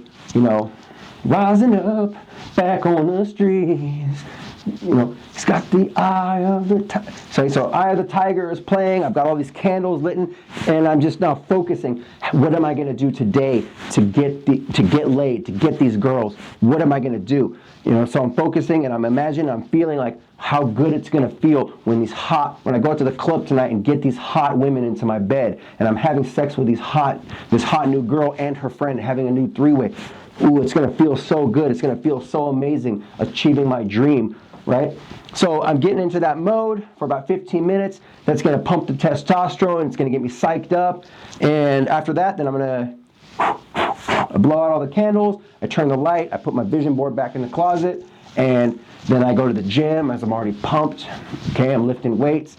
And I'm building that more attractive body. And then I'm practicing in the mirror. Hey girls, quick question, what do you guys think? And I'm thinking of these charismatic, pickup lines and things, conversational starters and icebreakers. And I'm like, Night of the Roxbury, right? I'm putting on deodorant and I'm waxing my chest and I'm shaving and I'm like, hey girls, what's up? Real quick, let me ask you this. And I'm practicing all my little pickup moves and techniques, and then I'm going out to the club and I'm meeting women, getting phone numbers, setting up dates, getting them back to my house, having sex with them, and and then just racking up my score. Okay, I had sex with Kimberly this week. Okay, I had sex with Susan, had sex with Lisa, right? And I'm just checking them off, getting those notches in my bedpost, getting those trophies, right? And stacking up that score and getting better at my game. It starts with that vision board. It starts with figuring out what you want, focusing on it, and then taking progressive action steps towards its achievement. Now, since this is more for entrepreneurs and things like that, guys that want money, here's a sample vision board. Like I said, a picture of you in the center where you're like smiling. Maybe because this one has to do with money, you're the person who wants that $1 million, you want the financial success and abundance, you can put some dollar signs next to you. Maybe this is a picture of a bank statement that says $1.2 million, and then underneath there's a little tagline that says, my new bank statement says I have $1.2 million, or whatever the amount, $25,000, $10 billion. You just basically make a fake bank statement and put it on there, and then when you're looking at it, you imagine that you actually already have that bank statement. You feel the feelings of already having that money. Underneath it says, there's a picture of you again with dollar signs, and there's a tagline underneath that says, I am a money magnet. I am attracting money from all different angles via multiple sources of income. Or, I am blessed with riches. Or, money comes to me easily and frequently. Or up here in the other corner, it says, available now, only $19.95. This is my new product, and it's available online. So maybe you're an entrepreneur and you're writing your first ebook, or maybe you're a musician and you want to have your album for sale on iTunes or anything like that. So you can say, this is my new album, and it's available on iTunes. Download it now for $9.95. Or down here in the corner, I am so happy and grateful now that I am in a place of financial freedom and abundance. Again, with a picture of yourself and money raining down around you. And like I said, you just make your vision board for whatever dream that you want: money, relationship, lifestyle, health and fitness. Maybe it's to spend more time with your friends and family or anything like that. And you just look at the board in the morning and just kind of breathe and focus on it and imagine you're looking at yourself and you're saying, that's the life that I'm living. So focus on it for a few minutes, and then you go, okay, now what can I do today that's going to help me to achieve that dream of that financial success, or writing that new novel or anything. And then you just go out and make yourself feel good. Go out and have an ice cream. Go to the gym and work out if that makes you feel good. Read a book, pet your cat. Do anything that you can to make yourself feel good and pump your state. Release the resistance, get rid of that barrier, and then the secrets to the universe, the answers will start coming to you. Get the inspired thoughts. Then you go out and you start taking progressive action steps towards the achievement of that dream. Giving you the secrets to the universe right now. I hope you're writing them down. All right, raising your vibration.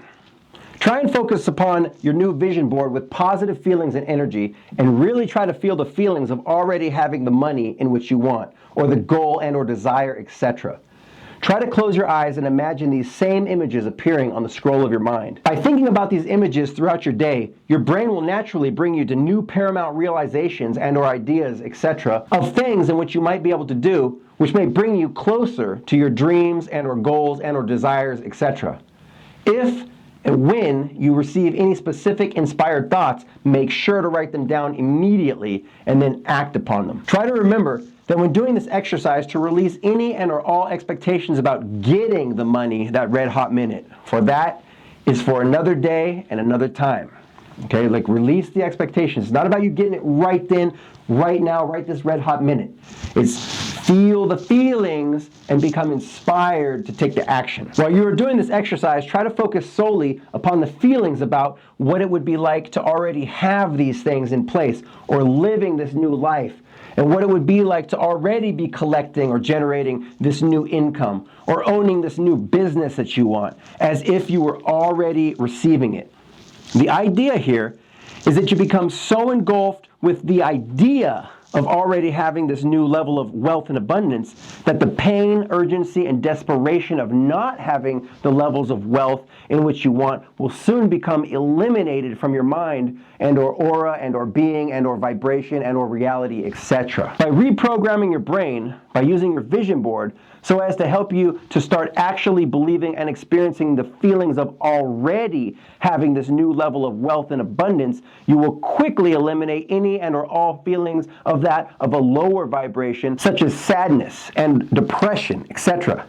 And you will quickly replace them with feelings of a higher vibration, such as feelings of happiness, fulfillment, excitedness, and elation, etc. Day by day, little by little, you will begin shifting your reality from the one in which you are now presently living into that of the new reality in which you are wanting. Right? So what we're saying there is, when you're focused and relaxed and just having fun and enjoying the feelings of already having these, it's causing you to lose the feelings of not having it, the feelings of sadness, of the lack of not having it. When you don't have the money, you're feeling feelings of not enough. I'm feeling feelings of, I don't have the money. I don't know what to do.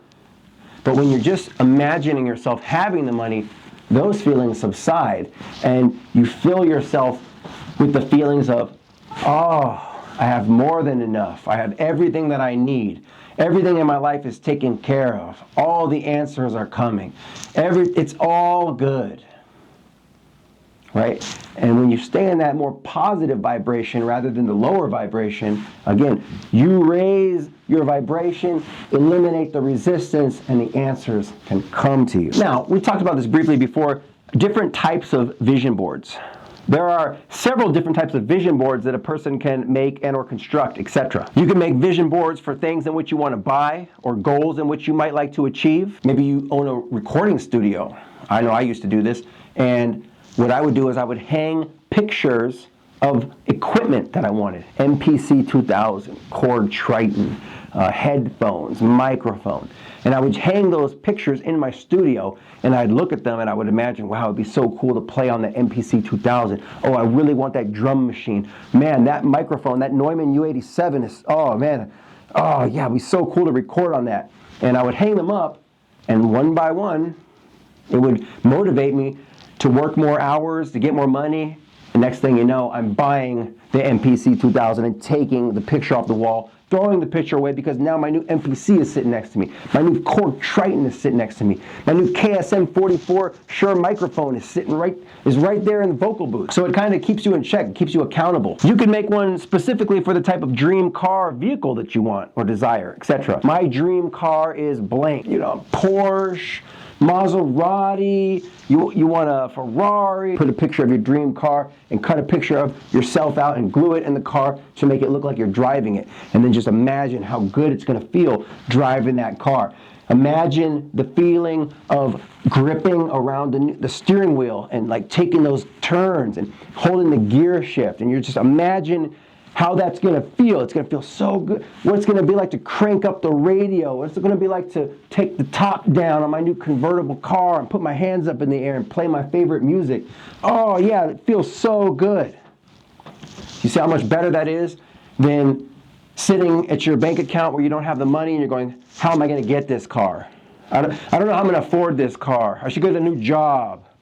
See, if you're over here, it's the wrong channel. You need to be over here thinking the feelings of having the car, because then that's going to inspire the action. Or you can make one about different vacation spots that you want to go to, or other places in which you might like to travel to, etc. You can make a separate vision board for the type of relationship that you want. You can paste pictures of beautiful women onto it. You can make vision boards for the type of lifestyle that you want, or anything else that you want. Remember, again, this is your vision board. These boards, these images, these fantasies, etc. are for your eyes only. These are your private fantasies. No one is judging you or what you want and or desire as a man. You have the right to have anything that you so desire in life. So remember this, anything goes. Have fun with this. Let your imagination run wild. Dream away about the success, abundance, and prosperity in which you want. Again, have fun with this. So we're talking about different types of vision boards. Here's a sample vision board about relationships. So for example, you could say like my perfect partner, or my soulmate, or my new girlfriend. So you have a picture of you, and you can even add in a picture of the girl next to you, or however you want the relationship. Maybe it's a very loving relationship. You could say, cut out a picture from a magazine of the type of girl that you want. I don't know, blonde hair, blue eyes, nice tits, nice legs, whatever you're into. Maybe you like Asian girls, maybe you like black girls, maybe you like Indian girls, anything you want. And then you could say, my new girlfriend is a perfect 10. She looks like this. Her blonde hair is so smooth and silky. She smells so good. She is such a great cook. Put a picture of you with a girl and it says, we are each other's everything, or whatever type of relationship. Maybe you want a very loving, passionate relationship. Me and my new girlfriend are so happy together, right? You got a picture of a girl kissing this guy, and of course just cut the picture of the guy out and replace it with a picture of you, and then you focus and vision in your mind, and you feel the feeling of you kissing your dream girl and being with her. Or a good tagline, I am so happy and grateful now that I am in my dream relationship, my ideal relationship. And put a picture of you with the type of girl that you want. And again, you can take stickers, you can put heart stickers, and maybe, for example, you go to Walmart and you buy, a girl's bikini, and you can just staple the bikini onto the vision board, and you could write a picture, this is her bikini, and you could spray the bikini with perfume, and you can smell the bikini and go, oh wow, I love how it smells like her perfume. And then you think in your mind, ooh, that's what it will be like to be with this beautiful woman who smells like this, who dresses in this sexy bikini. And then you can imagine you with your girlfriend at the beach, relaxing, drinking a margarita or something. And you just build that image in your mind and you say, that's what I want. All right, adding affirmations and taglines. After you fill up your vision board with cutouts of pictures that you enjoy looking at, the next thing in which you are going to want to do is to start adding in positive affirmations and taglines. What I mean by adding in words, affirmations, and taglines, etc., is to begin adding in words, phrases, stickers, glitter, bows, ribbons, etc., to really bring your images to life. Example, if you have a picture of yourself surrounded with cold, hard cash raining down all around you, then add in a tagline underneath this picture, one which might say something to the extent of, I am so happy and grateful now that I'm in a place of financial freedom and abundance. Or anything else in which you may feel directly resonates with you and your vision and your future. Remember, you can add anything you want to these taglines. You can even make them as speech bubbles, as if, for example, you were to cut out a picture of one of your potential customers talking to you and purchasing your product, and then add in a tagline underneath with the words, I'm making my first sale, or I'm making more sales to more customers all the time. Or, my new business is booming. Okay, you can write anything like that. You can even look at a picture of a potential customer or client and talk right back to them and have conversations with them, practicing your sales pitch if you want to. This is all part of getting the success that you want. Remember, don't be afraid to daydream and fantasize about your dreams, goals, visions, desires, etc. This exercise may sound absolutely ridiculous, but Albert Einstein even once said, imagination is everything. It is the preview of life's coming attractions. Remember that. Note, if you cannot find an exact picture that suits your vision, don't be afraid to sit down and actually try to draw out the image yourself. Sometimes that can be even more powerful, right? So you're looking around Google and you just can't find an image. You could just draw it yourself and make little notes as to what it is, and your mind may even recognize that better than looking at a pre-made image or stock art or anything like that. Looks like the light went out again. Apologize for that. I'm starting to get a burning desire to buy a new Loom Cube, or at least a second Loom Cube, because yeah. All right. Anyway, health and wellness. Some of the most important things in regards to learning how to feel good is learning how to make your body feel good. You need to develop a lifestyle which entails aspects of physical fitness, health, wellness, diet, nutrition, strength, resistance training, conditioning, and well-being. You want to try to get your body into as pristine condition as you can. You want to be a well-oiled machine. I love that term. You don't necessarily have to spend all of your time in a gym getting six-pack abs and a perfect body unless that's what you really want. But you need to make the time to add in some kind of specific workout regime. For example, maybe strength training 3 times a week, Monday, Wednesday, Friday, for an hour a day from 8 to 9 in the morning, and 1 to 2 cardio sessions per week, maybe Tuesday and Thursday. whether you're walking, jogging, running, cycling, swimming, jump rope, calisthenics, etc. Again, this is all part of getting that success. People will ask you, what are you doing? And you'll be able to tell them, I'm out working on getting that success. And they're going to ask you then, well, what exactly are you doing to get that success? And of course, you're going to say, well, today I'm doing bench press in the gym, building that bigger chest. Or today I'm on the treadmill running 3 miles and taking vitamins and supplements. And then after my workout, I'm going to drink a protein shake with spinach, blueberries, broccoli, and bananas. And I'm going to eat a chicken salad. So in time, by doing this, you're going to begin to lose fat and put on lean muscle, and you will feel better, just naturally. Most people will not understand how doing bench press at a gym equals success. But now you know that success is a process, and that over time, 6 months from now, working out is going to help you to look better and to feel better. And by feeling better, you're going to have an easier time making the choices and decisions that are going to get you to where you want to go. If you're wanting a relationship, having a better looking, more attractive body will help you to more easily attract the opposite sex. If you're in better shape, you will appear more physically attractive to customers for the new business that you're creating, etc.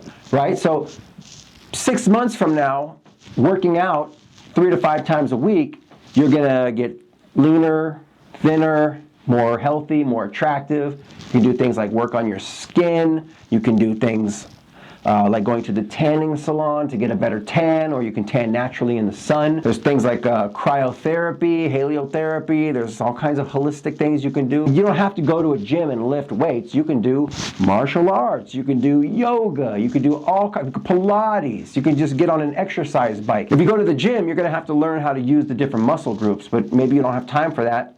Well, everybody knows how to walk. Everybody knows how to just stand on a bike and cycle. It doesn't take any brains to do that. It's very easy to do that. And over time, it's going to make you become more physically attractive. And again, that's going to definitely help you in terms of relationship success, financial success, anything. 10 quick tips. No, don't worry, we're not going to go into an entire health and wellness class here, because this is just a basic success masterclass to give you a few new insights and ideas on what you can do next. But if this type of stuff, specifically health and wellness, really interests you, you should definitely check out my book, 10 Steps to Success, where we go really in depth into this topic. There's like a chapter in there that's 70 pages long. It's all about diet, nutrition, the benefits of meditation, visualization, everything like that is all in the book. But for now, I would like to share with you 10 quick tips to help you to step up your health and fitness game. And this is for anybody. You could do this fast, and this is life-changing information right here. In the next couple minutes, I'm going to give you some real secrets to life and to success. So number 1, drink lots of water. 8 to 12 8-ounce glasses per day. Okay, so 8 to 12 8-ounce glasses per day, about like that. Keep hydrated, right? Number 2, increase your potassium. This is one of the most important things you could do for your life and for your success. Drink coconut water. I recommend anything organic, and make sure 100% that you check the label. Look for high levels of potassium. Watch out for fake coconut water. A lot of people don't know this. Potassium, you need about 3,000, 4,000 milligrams of potassium each day. You can't even take it in supplements. It's illegal. If you go to buy potassium pills, the most they will even sell is 99 milligrams, which is literally nothing if you need about 4,000 milligrams of potassium a day. Anyway, I recommend Harmless Harvest coconut water or Vita pressed coconut water. Harmless Harvest has 812 milligrams in a bottle. Even with that much potassium, that's still only 25% of the potassium that you need. Or Vita Coconut Pressed is 470 milligrams. But definitely just try to increase your potassium. In terms of potassium, the next step is eat avocados, which is the most highest concentrate of potassium in terms of fruit. Avocados even have more potassium than coconuts. So for breakfast, eat things like avocado toast with eggs. So I really like to make toast and then take an avocado and put 4 shakes of pepper on it with a little bit of salt. You put the avocado on the toast and then some sunny side up eggs on top of the toast, and that way you can get your avocado. I eat 1 avocado a day. Number 4, replace your regular sugar-sweetened breakfast cereal, like Captain Crunch or Lucky Charms, with oatmeal and almonds. Okay, add 10 to 20 almonds, some raisins, some peanut butter, almond milk or oat milk, chocolate chips, strawberry jelly, sweeten it with honey.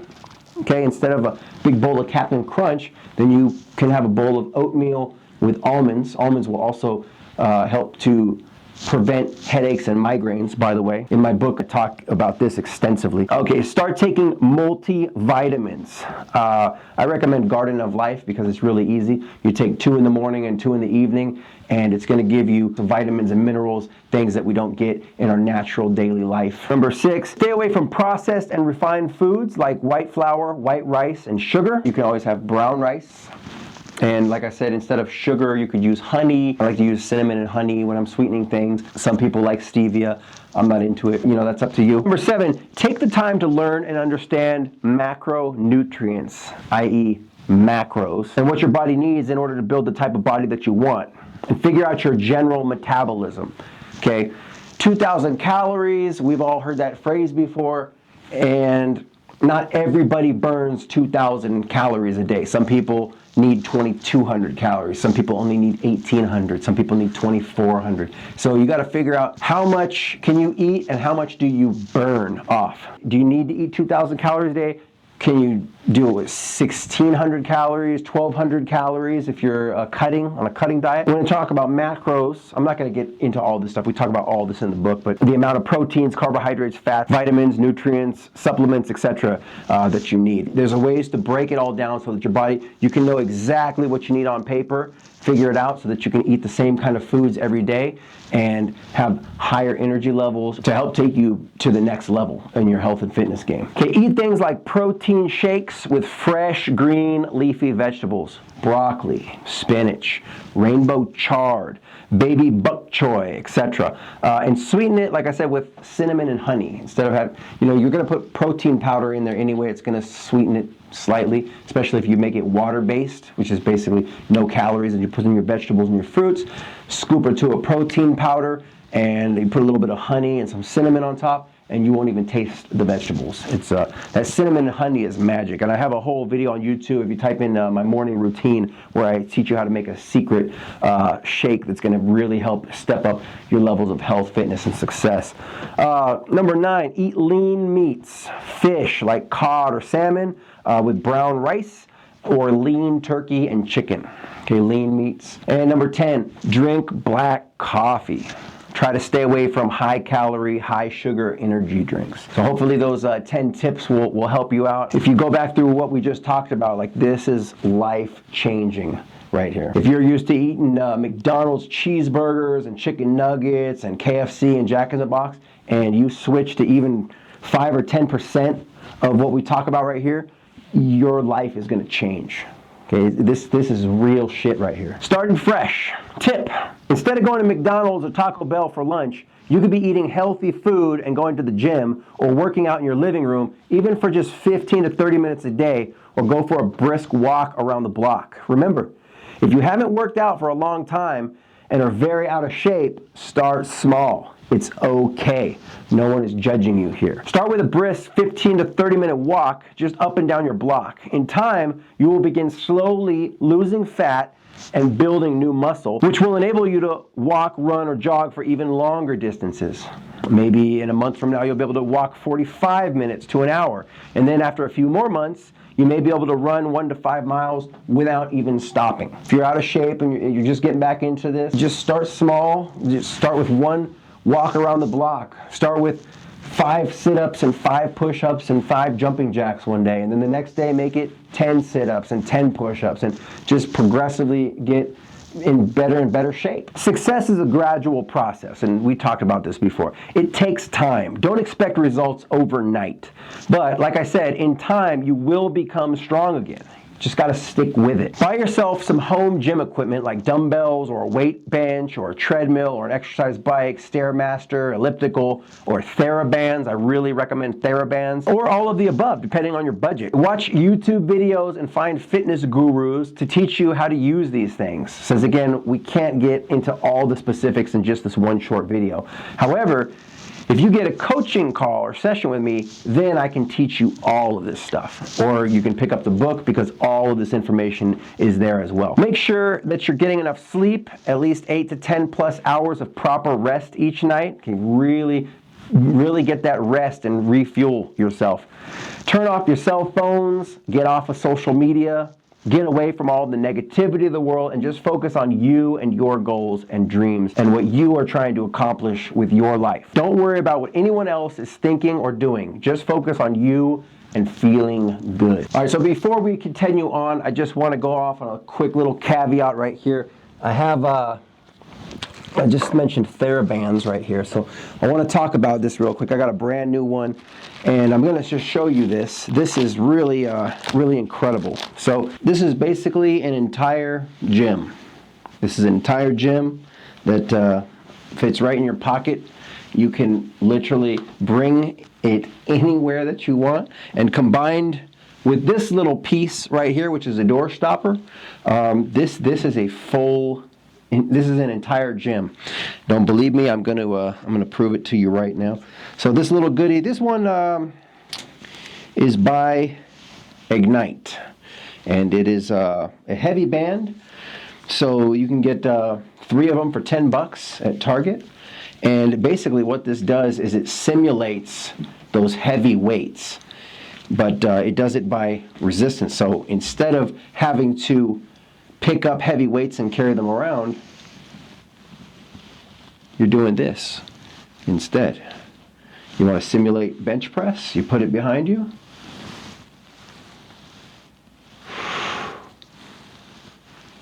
There you go. Lay on your back, you got a bench press. Put it on the ground, stand on it like that.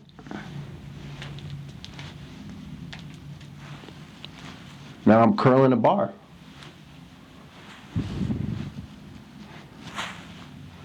Right? Want to do triceps? Spin it over. Start building those triceps.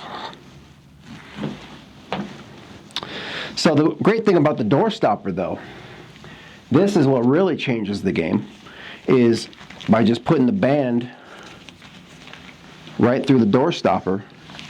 You basically open your front door and you put this in between the door and close the door, and what's going to happen, I can't do it here, but the door will hold the weight, and now you can pull like this against the door, so you can do rows. Okay, you can pull it around. I won't do it, but you can do this type of exercise. Boom, boom. Now, for example, you put it over the door, right? And now you've got these pull exercises, right? For the lats, for your back. And if you put it under the door and close the door, then you can be pulling up. Boom, boom, boom. You want a leg press machine? That's fine. You get on all fours and you put it on your foot. Boom, boom. Get on your hands and knees. You can do every exercise in your legs. This is an entire gym. No need to carry around heavy weights. This fits right in your pocket. Got to go spend the night at a friend's house. There's your gym. 15 minutes, you can get a full body workout. Got to go to work. Take that with you. You get a 15-minute break. You're working at Home Depot. Take your 15-minute break. You know, instead of eating a cheeseburger, pack some carrot sticks. Pack some celery with some peanut butter. Have a nice protein shake. Go to the break room. Pull out your Thera-band and just start lifting. 15 minutes, then do some push-ups, some sit-ups, some jumping jacks. Go walk around the property one time. Clock back in, or you could do it on your lunch break. You could do it again when you get home in the evening. You could start getting 15 minutes in the morning, 15 minutes in the evening. You're sitting on the bus bench, going to Home Depot, going to Lowe's, working at the furniture shop. Bring your Thera-band with you and just sit there on the bus bench. Put it underneath you, do some curls, and over the course of 6 months, you're going to get jacked. Or these little babies, I like to carry one of these everywhere I go. This is a grip tightener. If you're a boxer or anything like this, then you know what this is. This one's really cool because you can spin it to the amount of resistance that you want. This one goes from 50 kilograms, from 10 kilograms to 50 kilograms. If I'm reading that right. I can lift a lot of weight, but even when this is full, I can only do it a couple times. But you basically just take this and that's it. Squeeze in, let it go. Getting all these forearm muscles, bicep muscles, getting a little bit of chest, a little bit of back in there. And all you got to do, you can do it fast if you want, like that. What I like to do is kind of squeeze it. 1, 2, 3, let it go. 1, 2, 3, let it go. And you're getting all these muscles in here. 1, 2, 3, let it go. Do that for about 5 or 6 times. And then do it on this side. 1, 2, 3, let it go. 1, 2, 3, let it go. 1, 2, 3, let it go. So do that again 5 or 6 times on each side. Set it down for a minute. Chill out. Stretch. Okay. Next side to side. Grab your quad. So stretch your quads, set your hamstrings, lean up against something, push, stretch a little bit, and do another set. Do 5 more reps. 1, 2, 3, 4, 5. Squeezing, 3 or 4 seconds each time in between the rep, and that's your second set. Then do 5 more reps for a third set. Okay? All you need is little things like that. There's no excuse. Anybody can do this. Anybody can do this. Anybody can carry around a rubber band and a little grip tightener in your pocket, and you've got a whole gym anywhere you go 24/7. All right, focus on you. Now, we're getting to the last section in here, and this is real important. This is all about mindset, okay, and focus. You want to try to work on getting to a mental place, okay, so this is a mental place in your head, where you're okay that everything else in the world is going on, and that people may be doing things that you might not necessarily approve of or agree with, etc. All right, there might be governments that control people that are doing things that you don't necessarily like. There might be politicians in power whom you don't like. But you want to get to a place where you're okay that all of that other stuff is going on, but you're not worried about it because you're so focused on yourself and your goals and your dreams, and you're working hard every day to accomplish what you want. So it doesn't matter what anyone else is thinking or doing, etc. Because you're just focused on you and getting the success that you want. That is, getting the relationship that you want, getting the money that you want, getting the dream job that you want, getting the dream car that you want, starting that new business that you want, etc. You're focused on you. You're not worried about what anyone else is doing. Yes, there's going to be people doing crazy stuff out there that you don't like. There are murders, there's shootings, riots, looting, etc., etc. But you can't focus on all that stuff because all of that is a distraction from your success. You have to just focus on you and what you want. Yes, there are politics that are going on that you might not necessarily like. Maybe you like Trump, maybe you hate Trump. It doesn't matter. Yes, there's a Trump in office, or there's a Biden, or there's a whoever. It doesn't matter. The only thing that matters is how you feel. What you need to be focused on is getting your new girlfriend, or your new relationship, or finding your soulmate, or getting that money that you want. Not focusing on whether or not there's a Trump in office or anything else like that. That has absolutely nothing to do with you going out. For example, if you're looking for a relationship, that has nothing to do with you going out to a bar or a nightclub or going to the library or to the park and trying to meet the love of your life. Doesn't matter who's in the White House or who's in the Senate or the House of Representatives or who's the Queen of England or who's in the Taj Mahal or who's the President of Australia. It doesn't matter. Okay, what matters is you getting what you want. Yes, there are people out there committing crimes and doing things that you might not like, but again, that has absolutely nothing to do with you sitting down and, for example, reading a book and learning about success and focusing on the things that you want, or starting your new business. It has nothing to do with that. It's just a distraction from from you and your success. You have to keep in mind that the world was fucked up before you were even born. Okay? It has always had problems. It has always been a mess, and it always will have problems. That's just life.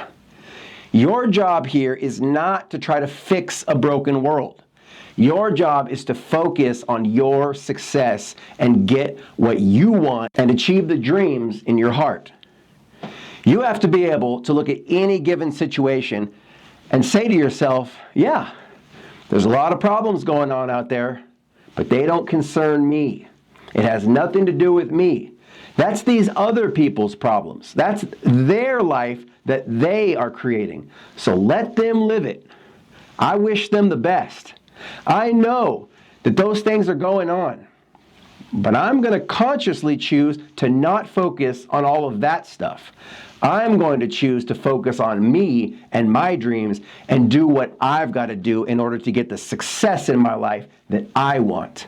To get those six-pack abs, to make that $1 million, to become that author and write that new book, to become that artist and paint that picture, to get that degree, to take that vacation.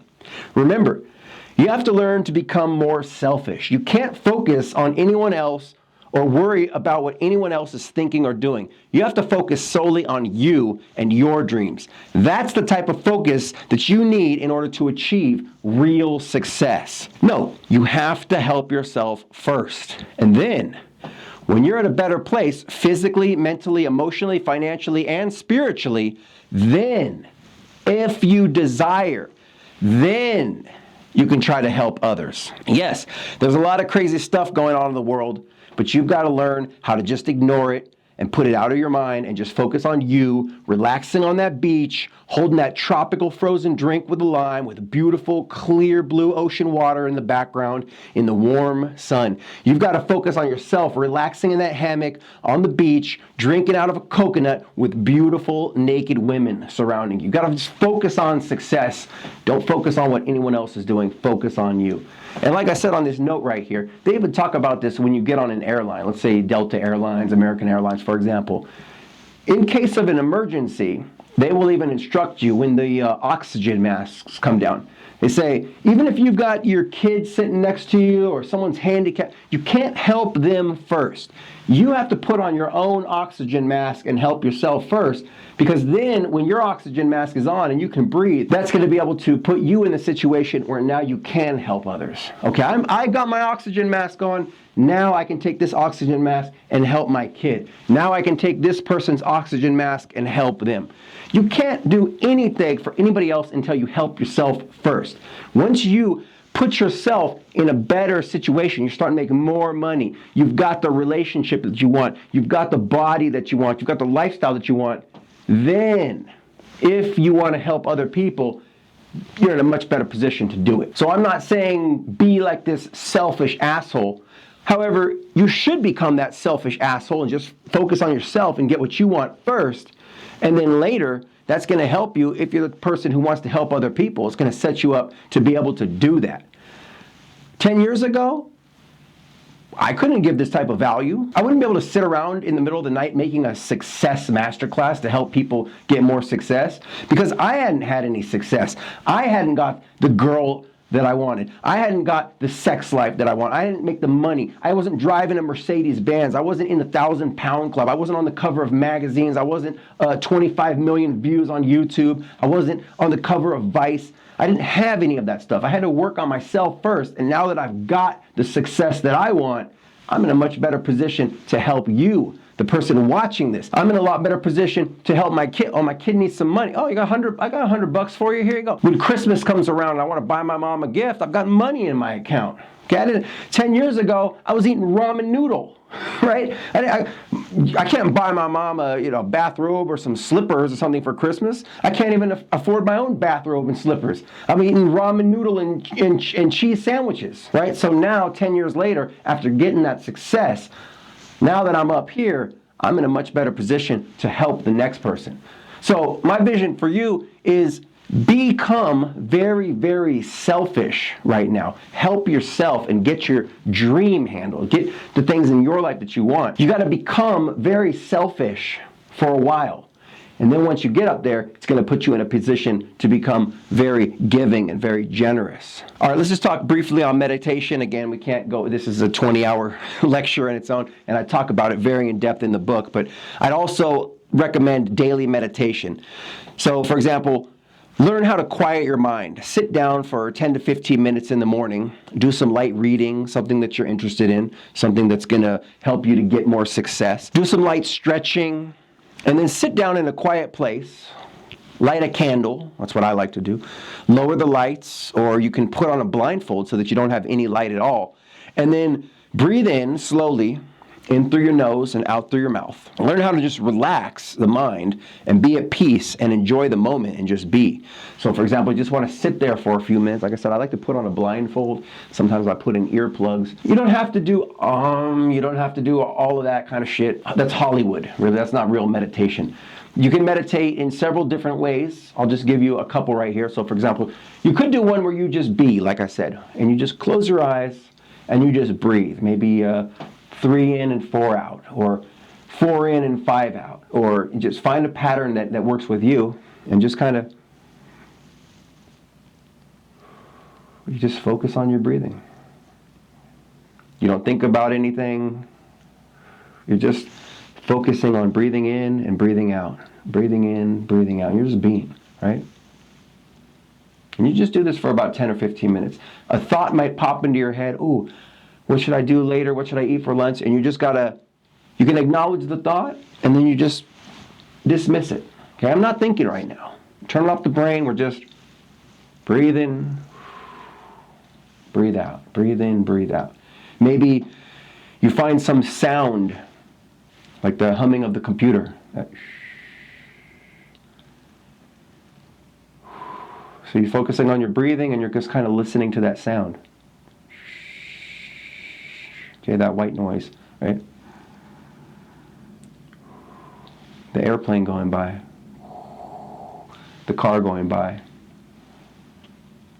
And you don't judge it, you just kind of acknowledge it. And you just breathe for about 15 minutes. And it just kind of releases all of that resistance, all of those negative thoughts. It just kind of puts them out of the way for a minute. And then when you come out of that trance, you're going to feel a lot better. You're going to be, oh, okay. My head's a little clearer now. Now I'm ready to work. So another type of meditation you can do, a visualization exercise, is where instead of not thinking about anything, you specifically just focus on exactly what you want, like the images that were put on the vision board. So for example, maybe you're trying to become a gymnast, right? So you're just going to be focusing on doing that, you know, that round off and then that back handspring and that double back flip, and you're imagining yourself on the floor, and maybe there's that the balance beam or the parallel bars or whatever you're into, and you're focusing on standing on that box with the first place and wearing the gold ribbon at the Olympics or whatever it is. You just focus on the dream or the vision that you have, and you just see it clearly in your head. You might listen to some music in the background. You might be lighting candles, but you're not looking at the candles because your eyes are closed. And you're just focusing and really making that image in your head crystal clear. Crystalline is the word I like to use. And you see it so clearly, and you just go over it and over and over in your mind, and you just live that moment. And that's going to basically, after you come out of the trance, then you go, okay, 15 minutes later gone by, you've done a little, you're pumped up, you got the juices flowing, and all of a sudden all these ideas, because meditation, it eliminates that barrier we were talking about. All that resistance goes away, and now all the ideas start popping to you. I can't wait to go to gymnastics class today. Ooh, I'm so pumped up. I can see it in my head. I can see myself doing that round off. Boom, I can see myself doing that back handspring. I can see myself doing double back flip. I can see myself landing. I can see it so clear in my head. I can't wait to get onto the gym floor and start practicing. Ooh, I want to start stretching right now, and it's just going to pump you up. So meditation and visualization, so important to your success. And again, there's an entire chapter on that in the book. I would definitely recommend checking it out. Anyway, closing. Obviously, we can go on and on about this type of stuff. We could talk for days and days on end about these topics. But unfortunately, because of time constraints, we don't have time to cover all of this in just this one video. But like I said, definitely pick up a copy of my book, 10 Steps to Success, where I talk about all of this type of stuff in much greater detail. It's literally a 500-page book that has all of this type of material in it: health, wealth, relationships, lifestyle, and more. And like I said, you can pick this up on Amazon. This is huge. This took me 18 months to write, and all the information on success is in here. It's a one-stop shop. Like I said, health, wealth, relationships, lifestyle, it's all in there. And it also includes this book, Unlimited Wealth, inside it. So definitely hit up Amazon and check that out. Final thoughts. I hope that this new information will help you on your journey to achieving more success in life. I have given you the basic fundamental building blocks to create your new bridge of success and start taking the first few steps across it. But as I previously mentioned, success is like an iceberg, and this is just the tip of the tip of the tip of the iceberg. The next step is for you to start mapping out exactly what it is that you want, and then starting to take progressive action steps in order to begin achieving the real results in life that you want. So like we said, the next step is really to create that vision board that we were talking about. Figure out exactly what you want, what are your specific dreams and goals, and then you're going to start taking action steps from the inspired thought that you get after you focus on the vision board, and then start moving in the direction across that bridge of success to get you the real physical, tangible result in real life. Remember, we don't want to just dream about success. We want to actually really achieve it in real life. We don't want to just think about what it will be like to get to the summit of Mount Everest. We actually want to go to the store and buy the climbing equipment. We actually want to fly to China, and we actually want to climb up the mountain, and we want to get 25,000 feet in the air and take that selfie, right? We really want to experience the success in real life. We don't just want to think about it. Remember, and this one is, again, when you do this stuff, things are going to start happening, so be careful what you wish for, because you just might get it, all right? And sometimes you get something, sometimes you really want something, or you think you want something, and then you end up getting it, and you go, wow, like this isn't that great. Like I kind of want this instead. So that's going to happen a lot too. And the best thing about that is that you get this kind of contrast to figure out, like I really think that I want this. And then you get this and you go, well, this is not really that great. I kind of want this. But that lets you know more firmly what you do want versus what you don't want. And the more you figure out what you don't want, the more you're going to figure out what you do want, and you're going to just keep moving in that direction. Man, I really want a glass of water. It could be that simple. Someone hands you a glass of tap water, and you go, ugh. I wanted water, but I want water with ice, and I don't want tap water. I want bottled water. Okay, here's some bottled water with some ice. So you say, well, like, okay, fine. Like I got this the bottled water with the ice, but I don't really like this bottled water taste. It tastes very dry. Like, in fact, I don't even really want this kind of. I want sparkling water rather than still water. That's right. You know what? I want a Perrier on ice in a crystal glass. Okay, now we're getting real specific, right? But we wouldn't be able to figure out exactly what we want if we didn't know what we don't want. So again, like I said, even with the glass of water, I need a glass of water, I'm thirsty. Cool, here's some tap water in a styrofoam cup. And you take the styrofoam cup, and I don't like the feeling of this styrofoam. I would rather have a glass. I would rather have a crystal goblet. I'd rather have a teacup. Hey, I don't want tap water, I want bottled water. Hey, I don't just want bottled water, I want sparkling water. I want a Perrier with ice in a crystal champagne flute. Finally you get that and you go, this is what I wanted, right? It's just a process. So that's why I always say it's all good. Like, even the bad.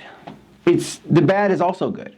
Because sometimes it takes the bad, it takes knowing the bad, it takes living through the hard times in order to appreciate the good times. 10 years ago, homeless on the street, living in the gutter, eating ramen noodle, didn't have a girlfriend, was broke, right? Didn't have a car, taking the bus to work. Going through that sucked. But now having everything that I have now makes me appreciate it that much more because I know what it's like to not have shit. Now I also know what it's like to be successful and have the things that I want, and I appreciate them even more.